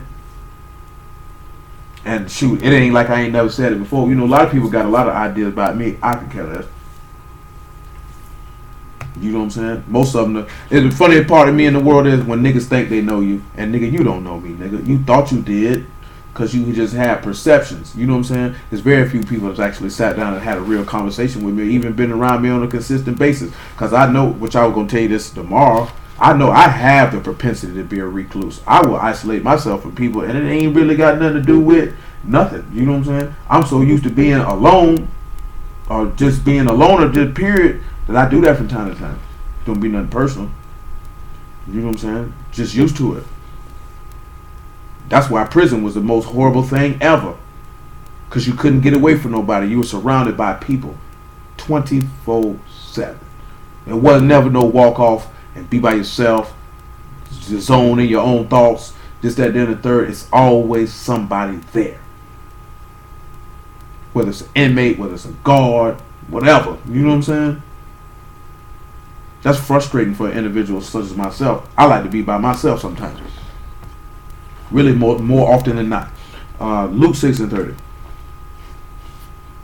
Give to me every man that asks, give to every man that asks of thee, and of him that take away of thy goods, ask them not again. That's taking you right back to that. Say if he owe you, don't you take your butt over there. This is where you get this stuff is in the law. All he's telling you is what the law say, and they thinking, oh, he can't. If you niggas knew the law, then they wouldn't be questioning what a Mashiach said, and they be manifesting that. Because when they told me that the other day, nigga came and told me I ain't been guarding Torah. I know you ain't been guarding. You been start doing that. Nigga get on there and fly, got all manner of wickedness in their heart. Get on Facebook, be whoever you want to be. You know what I'm saying? That's not solid. Some of you niggas might not put it on for the book, but in real life, you niggas be whoever you want to be, depending on who you around. Depending on who you around. You ain't righteous in Kadesh, depending on who you around. You ain't solid for Yehuda, depending on who you around. Man name don't never get mentioned. Certain stuff don't never get mentioned, depending on who you around. You got to look at that. People got to know that's what you about every time they come across you. Every single time. Without you even opening your mouth. They know that's what you about. They know that's what you about. When niggas come at you with certain stuff that outside that word, them niggas know you ain't about that. Niggas don't try people who they respect. I tell you that right now. Niggas do not try people who they respect. Not what they profess and what they say they stand for. They don't try who they respect. That means nigga ain't respecting what you talking about. And what have you done to cause an individual not to respect what you talking about? You ain't necessarily had to go commit no sin. What did you compromise or go against? Or what did you capitulate to? Or what did you just ignore to cause these people to not respect what you talking about? Because people do not try who they respect. And all of y'all know it. If you know this woman ain't gonna bust her bust her legs open and toot her butt in the air, you not gonna try her. Because you know she ain't with it. And every man who listen to my voice, they know that. You not finna try no woman you know she ain't with that before you step to her. You ain't finna try her with that. Because you respect it. But if you know she a little thought, little slut, little whore, you gonna try her. Because you don't respect it. You don't respect it. I done seen dudes talk to their mama any kind of way or do certain stuff because they ain't respect their mama. If you respect your mama, you ain't finna try her. You respect your daddy, you not finna try him. You know what I'm saying? I don't respect the police. That's why sometimes I can get slick out the mouth with them. Because I don't respect you. Only reason why they get any respect because my God tell me to respect them. Because I don't respect you. I ain't even got to know you. I just don't respect you for what you stand for. It ain't really you personally. I don't respect what your uniform represents. Period. You know what I'm saying? I don't care who. I don't respect what your uniform represents. Now I have to take it as a case by case basis with the individual, but off the rip my respect level is low because I don't respect what you represent. I just don't. Period. Has nothing to do with the individual per se. I don't respect what you represent. Because in my mind, you represent white supremacy and oppression. So you would have to show me otherwise as an individual that that's not what you're about. Because I don't respect it. And I felt like that since a child. I do not respect it. This country causes us to try to force us to respect systematic white supremacy and oppression. And they have a problem with you when you don't go along with it or you don't respect it. I don't respect it. You know what I'm saying? I don't care nothing about no army. I don't care nothing about none of that. There ain't nothing but Caucasian colonialism, imperialism. That's all it represents. That's what I see when I see that. I don't see you're fighting for our freedoms to keep us safe. I see colonialism and imperialism. That's what I see. And history will back me up on that. So I don't respect it. Not the narrative that they try to push. I don't have a problem with individuals in the service. I don't have a problem with individuals who police officers. But what you represent, I don't respect it. At all. You know what I'm saying? Because you represent an ideal that is not applied to my people. My people are not a part of that ideal. Nevertheless, verse 31. And as you would that men should do to you, do ye also to them likewise. For if you love them which love you, what think have ye? For sinners also love those that love them. And if you do good to them which do good to you, what think have ye? For sinners also do even the same. And if you lend to them of whom you have hope to receive, what think have ye? For sinners also lend to receive as much again. But love your enemies and do good and lend, and hoping for nothing again, and your reward shall be great, and you shall be called the children of the highest, for he is kind unto the unthankful and to the evil. Be ye therefore merciful, as your Father also is merciful. Which taking us back to that gracious. And again, it's taking us back to his attributes. He is a merciful individual. See, most people get mercy confused. I just told you this other day. A nigga could have been sour and did something sour, and I have knowledge of it. And I probably been and spoke to them privately already. And they may have did something again, and I may have showed mercy unto him and spoke to him privately already, just gave him an exhortation and an admonition. By the time you actually see me say something publicly, a nigga be like, oh man, that nigga did this and that nigga did that. But the nigga will not acknowledge that, shoot, bruh had already talked to me like 3-4 times before it got to that point. I had already did this or did that before it got to this point right here. Do you know what I'm saying? And a nigga would not recognize that. You know what I'm saying? Like, oh, that nigga ain't got no compassion, this, that, and this. So I'm just supposed to be compassionate and merciful every time you do something stupid? Every time that we're supposed to do? But a nigga's not going to know, oh, no, he ain't do me like that on this one. This, that, there on the third. And I'm talking about niggas who run their mouth and say this, that, there, and the other, but won't speak on, but when did I do you like that? Or what about this? See, I'm not going to pull up, what about this situation here? This, because nigga, you know. You can tell the people you roll with whatever you want. But you know what's going on. You and I both know what's going on. You know what it was. I don't have to do that. And I'm telling that to say to y'all that if you know what it is, then you just let a nigga run their mouth. If you know what's going on, and you know that they know what's really going on, let them run their mouth. Let them run their mouth. But continue to be merciful, continue to be compassionate, continue to be humble, continue to be forgiving, because these are the attributes and character of your Elohim. You know what I'm saying? And people don't realize that because this society in 2017 wants to coddle people and enable people and pat people on the head and make them feel good about being stupid and being a nigga. You want somebody to strengthen you in your iniquity, to make you, there's nothing good about it. You shouldn't be made to feel good about being an idiot. Because to commit sin with the knowledge of the truth is being an idiot. Because he say, as a dog, you don't return to your vomit. Ain't none of you finna go throw up and go wallow in it. But yet you done threw sin up and then you go back and wallow in it. Ain't none of you gonna take no dump and stick your hand in the toilet and pull out your defecation. None of you gonna do that. And that's how you should look at sin. That's when it should be that graphic to you. You're not gonna touch any poo, but you touching sin though. And the dog returning to his vomit is Proverbs 26:12 and 2 Peter chapter 2 by verse 23. That's book. You wallowing in your vomit. Oh, let me go back to sin. That's idiotic. That is idiotic.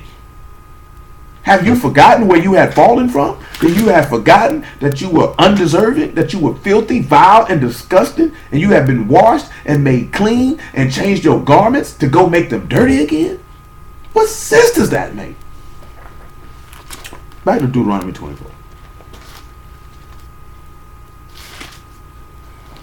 Oh, my people, if we just had much more wisdom and understanding and faith in Elohim, we wouldn't have these problems. Verse 11, thou shalt stand abroad, and the man to whom thou dost lend shall bring out the pledge abroad unto thee. And if the man be poor, thou shalt not sleep with his pledge. And in any case, thou shalt deliver him the pledge again when the sun go down, that he may sleep in his own raiment, and bless thee, and it shall be righteousness unto thee before Yahuwah Elohim. That man says that if you deliver this man his raiment when the sun go down, that he can sleep in his own clothes, that he can sleep in his own clothes and bless thee. He said it'll be righteousness unto you. This is the same thing Exodus say. Where should he sleep if you take his raiment? It's his raiment. Where is he going to sleep at? Say that's his covering. It's his raiment for his skin. Where will he sleep? Where will he sleep? Job said they done caused the naked to lodge without clothing. They had no covering in the cold. Well, let's look and see. Matthew chapter 27. Praise y'all for the word. Matthew chapter 27. That hurts. Gonna hurt later. That's definitely gonna hurt later. Matthew chapter 27. What verse do we want to begin with? I think we'll begin at about verse 24, I suppose. Say if he give us now remember, pledge is something for a debt. If you recall, Matthew chapter 20 and about verse 27, Mashiach said he came to give his life a ransom for many. So he's a pledge. He's a debt. Something that was pledged and the holding of a debt. He said his flesh that he would give for the life of the world. Consider that and understand that as we proceed. When Pilate saw that he could prevail nothing, but rather atonement was made, he took water and washed his hands before the multitude, saying, I'm innocent of the blood of this just person, see ye to it. Then answered all the people and said, his blood be on us and on our children. Then released he Barabbas unto them, and when he had scourged Yahushua, he delivered him to be crucified. Then the soldiers of the governor took Yahushua into the common hall and gathered them unto the whole band of soldiers. They stripped him and put on a scarlet robe. So now they have begun to have taken his clothes from him. But that's not the point yet. And when they had platted a crown of thorns, they put it on his head and the reed in his right hand. They bowed the knee before him and mocked him, saying, Hail, Malach of the Yahudim. And then they spit upon him and took the reed and smote him on the head. And after they had mocked him, they took the robe off of him, put his own raiment on him, and led him away to crucify him. And as they came out, they found a man of Cyrene, Simon by name. Him they compelled to bear his stake. Now, I know that the common photograph that you see is that this man pretty much was naked with some drawers on. You know what I'm saying? When you see him up there on the stake, they pretty much, he ain't got no clothes on. This, that, there, and the third. You know what I'm saying? You see, as the text says, that they put his clothes back on him. They stripped him out of his clothes, put a robe on him, then snatched the robe up off him and put his clothes back on him. Now, where people get from of him being half naked, I don't know. You know what I'm saying? Because the text doesn't say that they take his clothes up off of him after that. Now, I'm not finna just going through that in no debate, no point, no fingers at nobody. I want you to pay attention to what is written versus what is depicted in photographs or in moving pictures, so to speak. You know what I'm saying? In a moving picture. Because the text said he put his clothes back on him. And it doesn't say anything about his garments after that. But then you have to sit back and look at, well, if he got his clothes back on him, how did they take his raiment for pledge? Because you got to look at, they were his clothes, how should he sleep? How is he going to sleep but to sleep in his own clothes? So the reason why I'm looking at it is that we have to consider. We have to consider something, and now we're about to look at what we need to consider. So when we slide down in Matthew chapter 27, and we pick it up at verse 57, hold your Matthew 27 and 57, and come to Ecclesiastes chapter 9, I want to say.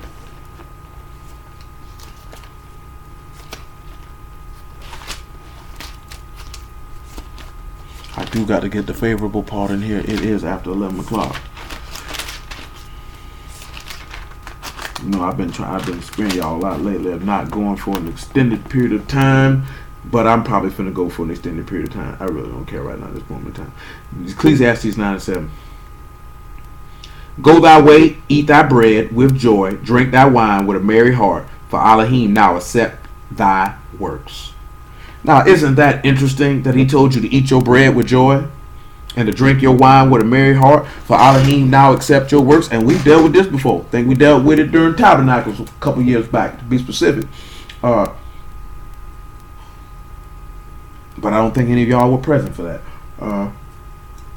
We know that he ate bread and he drank wine, and he said, this is the blood which is shed in the new covenant for many for remission of sins. That cup and that wine, now Elohim can accept your works, because before the bringing in of that new covenant, before the death, burial, and resurrection of Yahushua HaMashiach, your works were not accepted.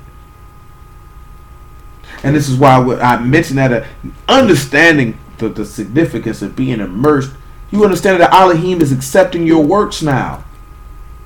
And you're going to turn around and bring forth dead works and put this man to an open shame by crucifying him afresh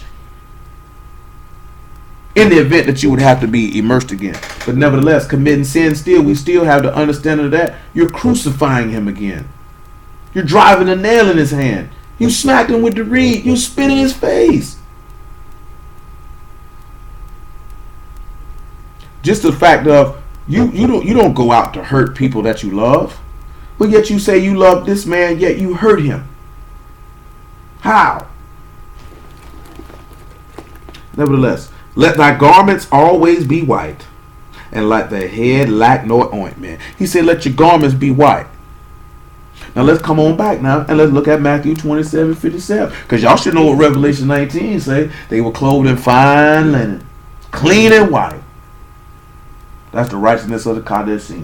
Jude sat back and told you that there was some that despised the flesh, that even hated to have the garments spotted by the flesh.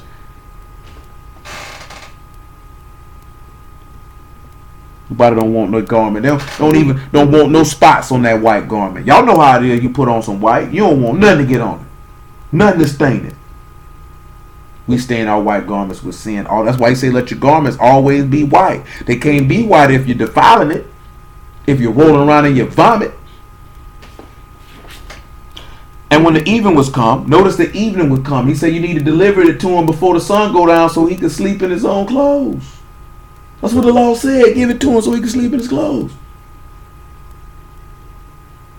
There came a rich man of Arithmia named Yosef, whose also himself was Yahusha's disciple. He went to Pilate and begged the body of Yahusha, and Pilate commanded the body to be delivered. And when Yosef had taken the body, he wrapped it in a clean linen cloth and laid it in the new tomb which he had hewn out in the rock, and rolled a great stone to the door of the sepulchre and departed. Rolled this man in some nice clean linen. And it also said that those who were naked to lodge without clothing, that had no covering in the cold. So this is how we can be. So we can ascertain two things from him saying that he put him in a clean linen cloth. Either they took the clothes off of him that he had on, or he was half naked as they depict him in photographs and moving pictures. But notice that clearly they caused him to lodge naked without clothing. Said they give him some clothes. He didn't have no covering in the cold. He was wet with the showers of the mountains, and he embraced the rock for want of shelter. He embraced that grave for want of shelter. He needed somewhere to dwell. He needed to dwell here in order to redeem us. We should embrace that burial and immersion, because we need a place to dwell, because we know we are buried with him in baptism, made in the likeness of his death, that will be made in the likeness of his resurrection. We should desire to dwell in that rock. See, we don't necessarily desire to dwell in that rock, because I go back to what I mentioned before. I remember I seen Dame Dad say that they chose the name Rockefeller, or specifically rock, to put in the names of a lot of their companies and products, because of it symbolizing a literal rock, something that is solid. Because if you're a rock, you're solid, means you're dependable. Because that's what consistency breeds, is someone who is dependable. You don't want to be deemed as inconsistent, because that means you're not faithful, because you're not dependable. You know what I'm saying? So we know that our Elohim described himself as a rock, something that is solid and something that is dependable. You know what I'm saying? We do not have that desire for somebody who is solid and dependable. This man is going to be here. He said you can deny him, but he remained faithful. He cannot deny himself. He ain't going to do it. He's going to do exactly what he said he's going to do when he says he's going to do it. And it's going to bring honor and esteem to his name every single solitary time. So you have to move to go to embrace that rock for shelter, because that's going to be your covering. See, the reason why I said this, pause. Colossians chapter 3, just to reiterate why I'm saying what I'm saying.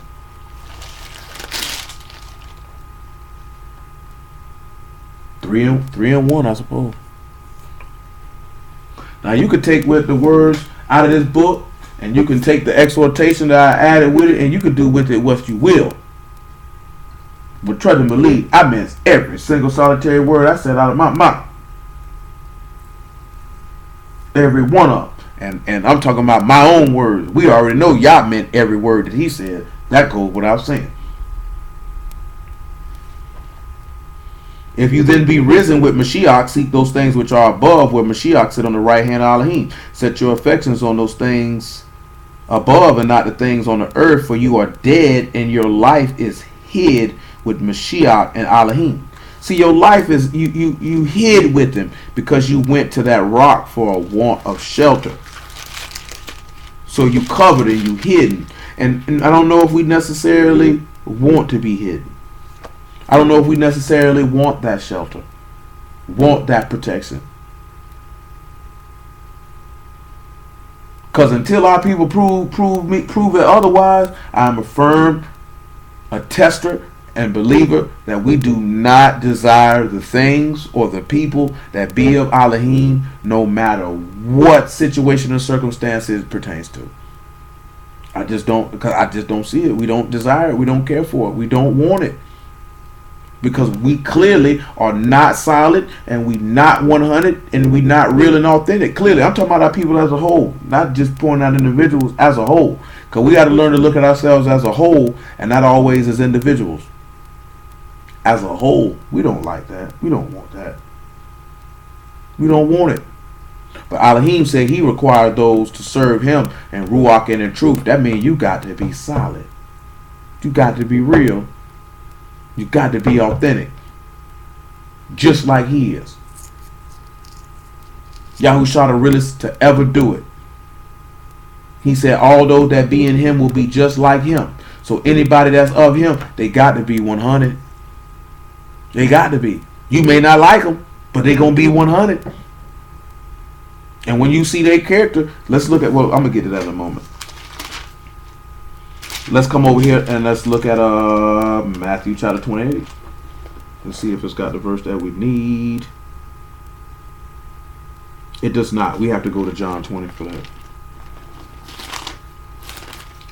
So what do we attain that? That when Joseph of Arimathea put the fine linen on him, he caused him to sleep in his raiment, and he gave him this raiment before the sun went down. For the fulfilling of the law, because remember, this man is poor. Now I'm just going to reiterate this again. Deuteronomy, well, we in Job, they said they caused the naked to lodge without clothing. They took the man clothing. Exodus 22 tells you in the law. Remember, right? He said, if you don't believe Moses, how will you believe me? Because he wrote of me. He's in every line and every verse. He in the volume of the book, and there's not no cap game. So when we look at they took their neighbor's raiment to pledge, or your brother, you're going to deliver it to him before the sun go down. It's his covering for his skin. Where will he sleep? Because he said he's favorable. Deuteronomy 24 tells you the same thing. Tells you if a man be poor, don't go to sleep with his pledge. Deliver him the pledge again when the sun go down, that he may sleep in his own raiment. And he said to bless you and to be your righteousness. So because Joseph delivered this raiment, this allowed Mashiach to go to sleep in his own clothes, which is the fine linen, clean and white. And let's see what he did with them clothes upon arising, to show forth the surety of the pledge, or the tokens of virginity, so to speak, because that's the surety of the pledge. 20 and 4. 20 and 3. Peter therefore went forth and that other disciple and came to the sepulchre. So they ran both together. And the other disciple did outrun Peter and came first to the sepulchre. And stooping down, looking in, saw the linen clothes lying. Yet went he not in. Then comes Simon Peter following him, and went into the sepulchre, and see the linen clothes lie, and the napkin that was about his head not lying with the linen clothes, but wrapped together in a place by itself. Then went in also that other disciple which came first to the sepulchre, and saw and believed. For as yet they knew not the scripture that he must arise again from the dead. They see the linen clothes laying to the side. Got to understand, son, for Joseph, that ended up becoming his righteousness. For us, it ends up becoming our righteousness because Mashiach is the righteousness for all of those that believe, the righteousness which be of faith, for the just shall live by their faith. Because if you actually believed and wanted that rock for shelter and got immersed in this man's name, then you would live by the faith of which you profess, showing how 100 and solid and authentic that you are, because that's what he did. What he said he believed and what he said he followed, that's what he did. He didn't believe when it was convenient for him. See, we do stuff with us convenient. When it's convenient. But all your sinner friends and sinner family members and sinner classmates and co-workers, are they really worth going to hell for? Because we have to learn to separate natural. You have people who have the natural who are natural people, carnal people, but yet still can manifest the characteristics of Elohim. That on a natural level, these are good people. You know what I'm saying? But you can't sit back and look at because somebody manifests some of the characteristics of Elohim, because some of us, before we knew Elohim, manifested the characteristics of Elohim, just not on a consistent basis. Just like they're not manifesting it on a consistent basis. Therefore, they can't get the consistency of receiving the Ruach HaKadosh to be transformed into everlasting life. Don't confuse the two. Don't let your emotions and your feelings and your attachments to people get you in trouble as far as your soul is concerned. No matter who it is. Don't let that get you in trouble. Exodus 34:6 and then Psalms 113, I want to say. Because he said he is gracious. He mentioned that he is gracious. We got to touch him being gracious, and then we get out of here. Because he said if that man cry unto him, he said he's gracious. That's what he said. Clearly we know Hamashiach didn't have to cry unto him for that garment, because they gave it to him. 34:5. And Yahuwah descended in the cloud and stood with him there and proclaimed the name of Yahuwah. And Yahuwah passed by before and proclaimed Yahuwah Elohim, merciful and gracious, long-suffering, abundant in goodness and truth, keeping mercy for thousands, forgiving iniquity and transgression and sin, and that will by no means clear the guilty, visiting the iniquity of the fathers upon the children and upon the children's children unto the third and fourth generation. Notice how this man say he is long-suffering as well. You know, long-suffering is to have patience with somebody who's doing you wrong when you should not have to exercise patience with them. I've exercised patience with a lot of people. Some recognize it, some don't. You know what I'm saying? It's sometimes you just want to go slap off. But that's just not the righteous thing to do. That's not the just thing to do all the time, is to go off. You know, I can imagine being alive during the time of Mashiach, and they see this man go off, and you could only imagine the things that these people said when he went off. Because when he was nice and meek and humble and, you know, doing all the stuff with the people, ain't nobody had nothing to say. But I'm willing to wager that when he went in and went to going off, look at this nigga, he always just, because you know that's how people are. Because you can do 1,000 good things and speak 1,000 good words, but people only remember the one thing you did that they didn't like, or the words that you said that they didn't like, and everything good that you did goes away. They don't want to remember that because they never liked you. He said they hated me without a cause, and people hate Yahuwah without a cause. Same with it, talking about he looks like a murderer and all this stuff. What you hate y'all for? What did he do to you? What did y'all do to anybody? If he's a loving God, why he let children get molested? Why you blaming this nigga for this pervert? Why you won't blame the pervert? Blame that nasty nigga. He the one did it. Y'all didn't touch the little child. How you blaming y'all for what this nigga did? That nigga did that. If there's a God, why he let people get killed? What you mean? What do y'all think this is? Did he just come out the sky and just stop everything from happening? Niggas is wicked. This is why stuff happens. He told you the love of many shall wax cold, so iniquity shall abound. He ain't got nothing to do with that. When have you ever seen this man intervening, stopping people from doing wickedness? He didn't stop Tamar from being raped. He didn't stop that. He didn't come down and, no, you will not do this. He didn't do that. When are people going to call men to be accountable for the things that they do instead of being, y'all didn't do it? What did y'all do to you? He let little kids get, y'all didn't let nothing. What did he do to you? Y'all didn't do nothing to you, nigga. So stop blaming him for it. That junk disgusts me to no end. You know what I'm saying? Always blaming this man for this and blaming this man for that. Why don't you blame the wicked niggas who did it? Nobody made them niggas do that. That junk ain't right. What did y'all do to you? What did he do to you? Y'all ain't did nothing to nobody. All he did was feed you and clothe you. All he did was give you rain so your crops could grow. All he did was give you sunlight so you can live. That's all it did. All it did was give you a ecosystem that is able to produce all of your needs. What more you want the man to do? He gave you oxygen, carbon dioxide, you know what I'm saying, trees and all this stuff. Everything in his creation is made for to sustain life. What more do you want him to do? He gave you animals to give you clothing. You know what I'm saying? He gave you animals to give you flesh to eat. He gave you fruits and vegetables. He gave you herbs to heal your body. He gave you water to drink so you can stay hydrated, and water to wash your stinking behind. What more do you want a man to do? What more does he have to do? What do these people want from him? I don't understand. Psalms 113, man. The nigga say, if he so much, why he let people sin? Don't blame that man for that, you wicked bastard, you. Don't you blame that man for that. Psalms 112, actually. Psalms 112 and 1. Don't you blame that man for that. That junk makes me sick. Everybody want to blame somebody but theyself. If you're stupid, you're stupid. Just stand up and say, I'm stupid. And don't look for sympathy when you do it.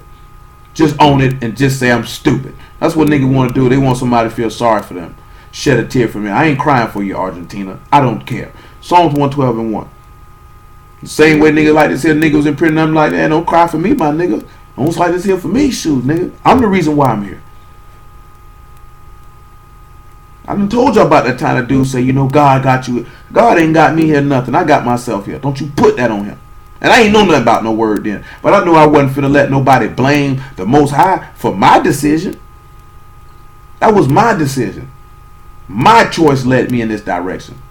So you know what that called me to in the same scenario that I gave him. When I chose not to sell drugs, I wasn't here talking with niggas like you. So you have to learn to make better decisions and better choices. Because when you're making the same choices, you are a certified idiot. You know what I'm saying? You're clearly not learning anything from what you're experiencing if you're continuing to choose to do the same stupid things over and over again. You know what I'm saying? Or you're choosing the same type of people to be around. Or you're choosing the same type of people to pursue. That means you're stupid. Because you're not learning. Because you know the truth, but yet you go after lies. This is why you're stupid. You're not stupid because you're devoid of intelligence. You're not stupid because you can't think. It's because you will not accept the reality of the situation and learn from something. That's the definition of stupid. As well as being the definition of insanity, doing the same thing over and over again and expecting a different result. When are you just going to try something new? When are you going to choose something outside of what you've always done? If you see clearly this ain't working. Clearly, me picking this type of individual to be a friend with is not working. Clearly, me picking this type of woman or man to pursue is not working. Clearly, I need to pick something else. Clearly, I need to learn from the mistakes that happen. Why you don't run the game film back and sit back and see where you made the errors at, so when you get in the game again, you don't make that same mistake. You don't read cover one when it's cover two and throw the ball right to this cornerback underneath, because you would have read the coverage and known I'm going to go in a different direction. I'm going to progress over here. It's not that hard, but it takes effort and it takes work. And that's what people don't want to do. People are scared of work and people are scared of effort. And that's what breeds inconsistency. Psalms 112 and 1. Hallelujah. Baruch is the man that fear you, that delight greatly in his commandments. His seed shall be mighty upon their rats. The generation of the upright shall be blessed. Wealth and riches shall be in his house, and his righteousness endure forever. Unto the upright there arise a light in the darkness, He is gracious, full of compassion, and righteous. A good man show favor and lend. He will guide his affairs with discretion. Surely he shall not be moved forever. The righteous shall be in everlasting remembrance. Notice that he said a good man show favor and lend. And it takes us back to it because we're running long. You know, y'all will I pick it up on tomorrow. Yahushua showed himself to be a good man and lent. He lent his body. Lending his body caused us to be able to receive that ruach. And he guided his affairs with discretion. I will pull that word up for discretion to set the stage for that when we get to it, y'all will on tomorrow. We do have another exercise for tomorrow, just so you know. So, be prepared for that. Yeah, just be prepared that you'll have exercises for a good time, for a good considerable time for the future. The word for affairs in this particular word is debar, and it is a business or occupation or acts, and also word or speaking thing. But it's also, when we look at the guiding your affairs with discretion, it's mishpat. That's judgment. You're gonna guide your affairs according to what is right. That's what it said a good man does. So if you're not directing your affairs by what is right, and this is your affairs, meaning your business, and he that is diligent in his business will stand before kings, and you're supposed to be about your father's business, then if you're a good man, you're going to be dealing with your affairs with discretion or with judgment. And if you're not doing that, according to this text, you're not a good man. Bottom line, you're not a good man if you're not doing that, according to what the word say, not my personal opinion. Because it said a good man lends, shows favor and lend, and he will guide his affairs with discretion. So we need to be conducting our business according to judgment, according to what is right, according to this word. That's what niggas' problem is. Niggas never want to go by what's right according to the word, only by their feelings. But he said he won't be moved. Why won't be moved? Because you have embraced the rock for shelter. But the key thing, like I said, y'all will and we'll come back to. He said the upright, unto the upright there arise light in the darkness. Understanding that Yahushua was in that grave, and they gave him that, because when you go to sleep when it's dark. It says 12 hours, you know what I'm saying, in the day, that a man must work, and at nighttime he can't work, because Yahushua was in the grave, so he wasn't working. He went and laid down and rested. That's why he needed his rainment, so he'd go to sleep. Because remember, Exodus 31, he said he laid down on the Shabbat, and he was refreshed, regenerated, made new. This is what a Mashiach did. He was refreshed. But if you want to be refreshed, he had to lay in his own raiment. Then because they delivered that raiment unto him, that became your righteousness, or the righteousness of faith, because of the resurrection of the dead. Because now you can believe on the Son of the living Elohim, and therefore attain covering for your sins. That folly won't be laid into your charge, because he that was wounded and cried out, Elohim didn't lay no folly to him. And therefore you can be forgiven and you can be healed and be counted worthy to enter into this man's kingdom, because he is gracious and compassionate and full and righteous. See, we don't look at this here, right? We don't. Compassion, let's look at the word compassion. Compassion is something that most people do not possess. Like I said, like I mentioned earlier, what Tyrese was going through. Nigga have compassion for him. And that word is rakam in Hebrew on here, and it's just being merciful. You have compassion for him. You understand what he's going through, and you feel he may have not went about it in the most ideal way, but at the same token, he went about it the best way that he felt that he should. You know, when the nigga seen it, it wasn't funny. It's not funny. You know what I'm saying? Now, of course, you know niggas made little stuff, you know, memes and all this stuff, clowning, because that's what the internet do. And you know that stuff is funny, but his situation and what he's dealing with, that's not funny. And I've seen people laugh at this man and clown this man about what he's going through. Yeah, the nigga was looking ugly and he said a little stuff, it might have sounded a little funny, but let's just deal with the reality. That man is hurting. You would look at that and you would have compassion on him to try to show some manner of mercy to this person. If you seen somebody who was hungry, that goes back to why he say be merciful like your Father and is merciful. If you see somebody in a situation, you would show loving kindness unto them. You would show kindness unto them, whether it be giving them something to eat if they need something to eat, clothing if they needed clothing, words of encouragement if they needed encouragement. Not words because you done did wrong. So like Peter said, if you suffer for doing wrong, that's not thankworthy. But if you've done nothing amiss and you take it patiently, then Elohim can accept that. See, niggas want a nigga to have mercy and compassion on him when you've been stupid. You know what I'm saying? Now, that'll come in at, like I mentioned before, when that woman committed adultery, he said he showed mercy on her. He told her, go and sin no more. And I done did people like that, and they don't remember that. They don't remember that. When niggas said, no, nigga don't remember that. Nigga just remember when you kept doing stuff. And you kept doing stuff. You're going to have to get rebuked at that point publicly, because you need to be ashamed.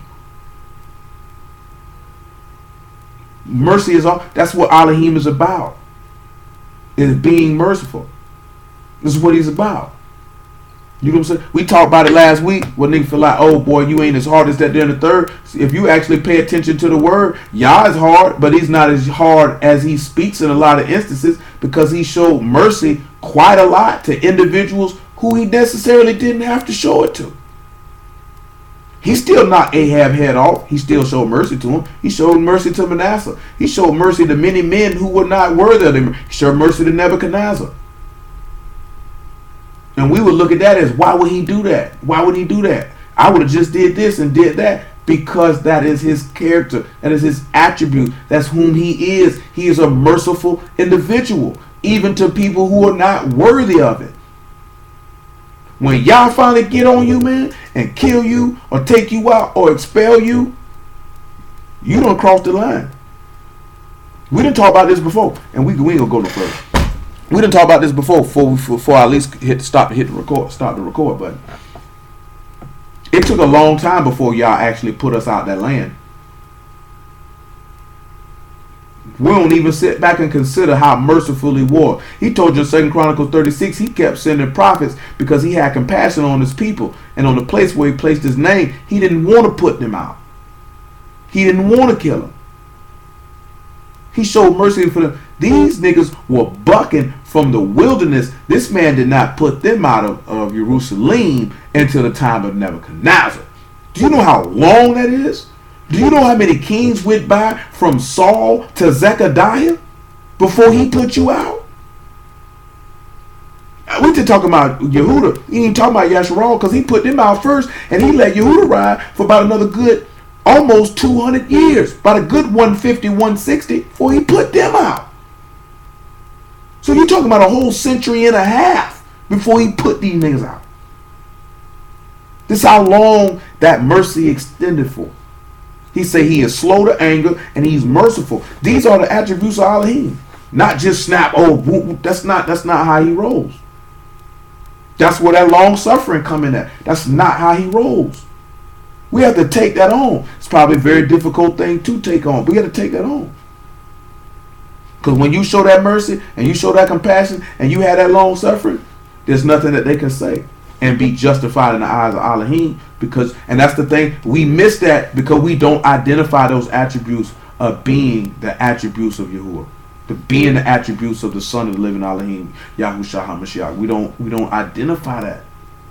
We only identify mercy and compassion with doing something for the poor, doing something for somebody who's hungry, doing something for somebody who's naked. We wouldn't even necessarily recognize being merciful to somebody who's did you wrong, or have compassion on somebody who's did you wrong, or even being merciful and compassionate to a grade A imbecile. Because we want that love of Elohim. All people are like, he's a man of war. Niggas only want to use the hard part. I believe most people only want to use the hard part, as that's overcompensation for insecurities and lacking in themselves as men. So they want to focus on that they have to be extra super hard and not deal with the other side of Yahuwah, where he is very kind and merciful and slow to anger and full of loving kindness and forgiveness. Nobody don't want to deal with that part of him. Only nigga want to deal with is Exodus 15:3. He's a man of war. He's a man of war. And these niggas ain't gonna fight a sword fight with paper swords. You know what I'm talking about? Steady screaming he a man of war. Ain't gonna fight nothing, ain't gonna do nothing, ain't gonna kill nothing, ain't gonna let nothing be killed. You know what I'm saying? If you're going to like this here, man, we read when he declared his name, he's abundant in goodness and truth and full of mercy and graciousness and long suffering. These are the three things that this man mentioned when he proclaimed his name: merciful and gracious and long suffering, and that he forgives sin and iniquity. These are the things that he mentioned. He didn't mention I'm a man of war. I cut off heads. I kill. I do this. I do that. That is not what that's not what he said when he proclaimed his name. Pay attention to that. Like, how many of you really sit back and look at this man just sat back and told us he's forgiving, patient, and loving? That's what he just told you. He's kind. Because he has no desire that any man should perish. He said, do I have any desire that any soul should die? But turn yourselves and live. We don't want to talk about that. We don't want to look at. Nobody don't want to look at that. Talk to a Christian. Say that the Old Testament God mean. He's this. He's that. Jesus does this. That's his man. Look at man. That man father is the same. He's the son is just like the father. The father says he is merciful, gracious, and long suffering. These are the attributes of Elohim. Elohim is thorough. When I say thorough, meaning detailed. Detail-oriented, consistent and solid, strong, but yet compassionate at the same token, harsh, but yet kind at the same token, righteous, just, wise, and understanding. And we have to take these things on. But hallelujah for Yahushua. We will see.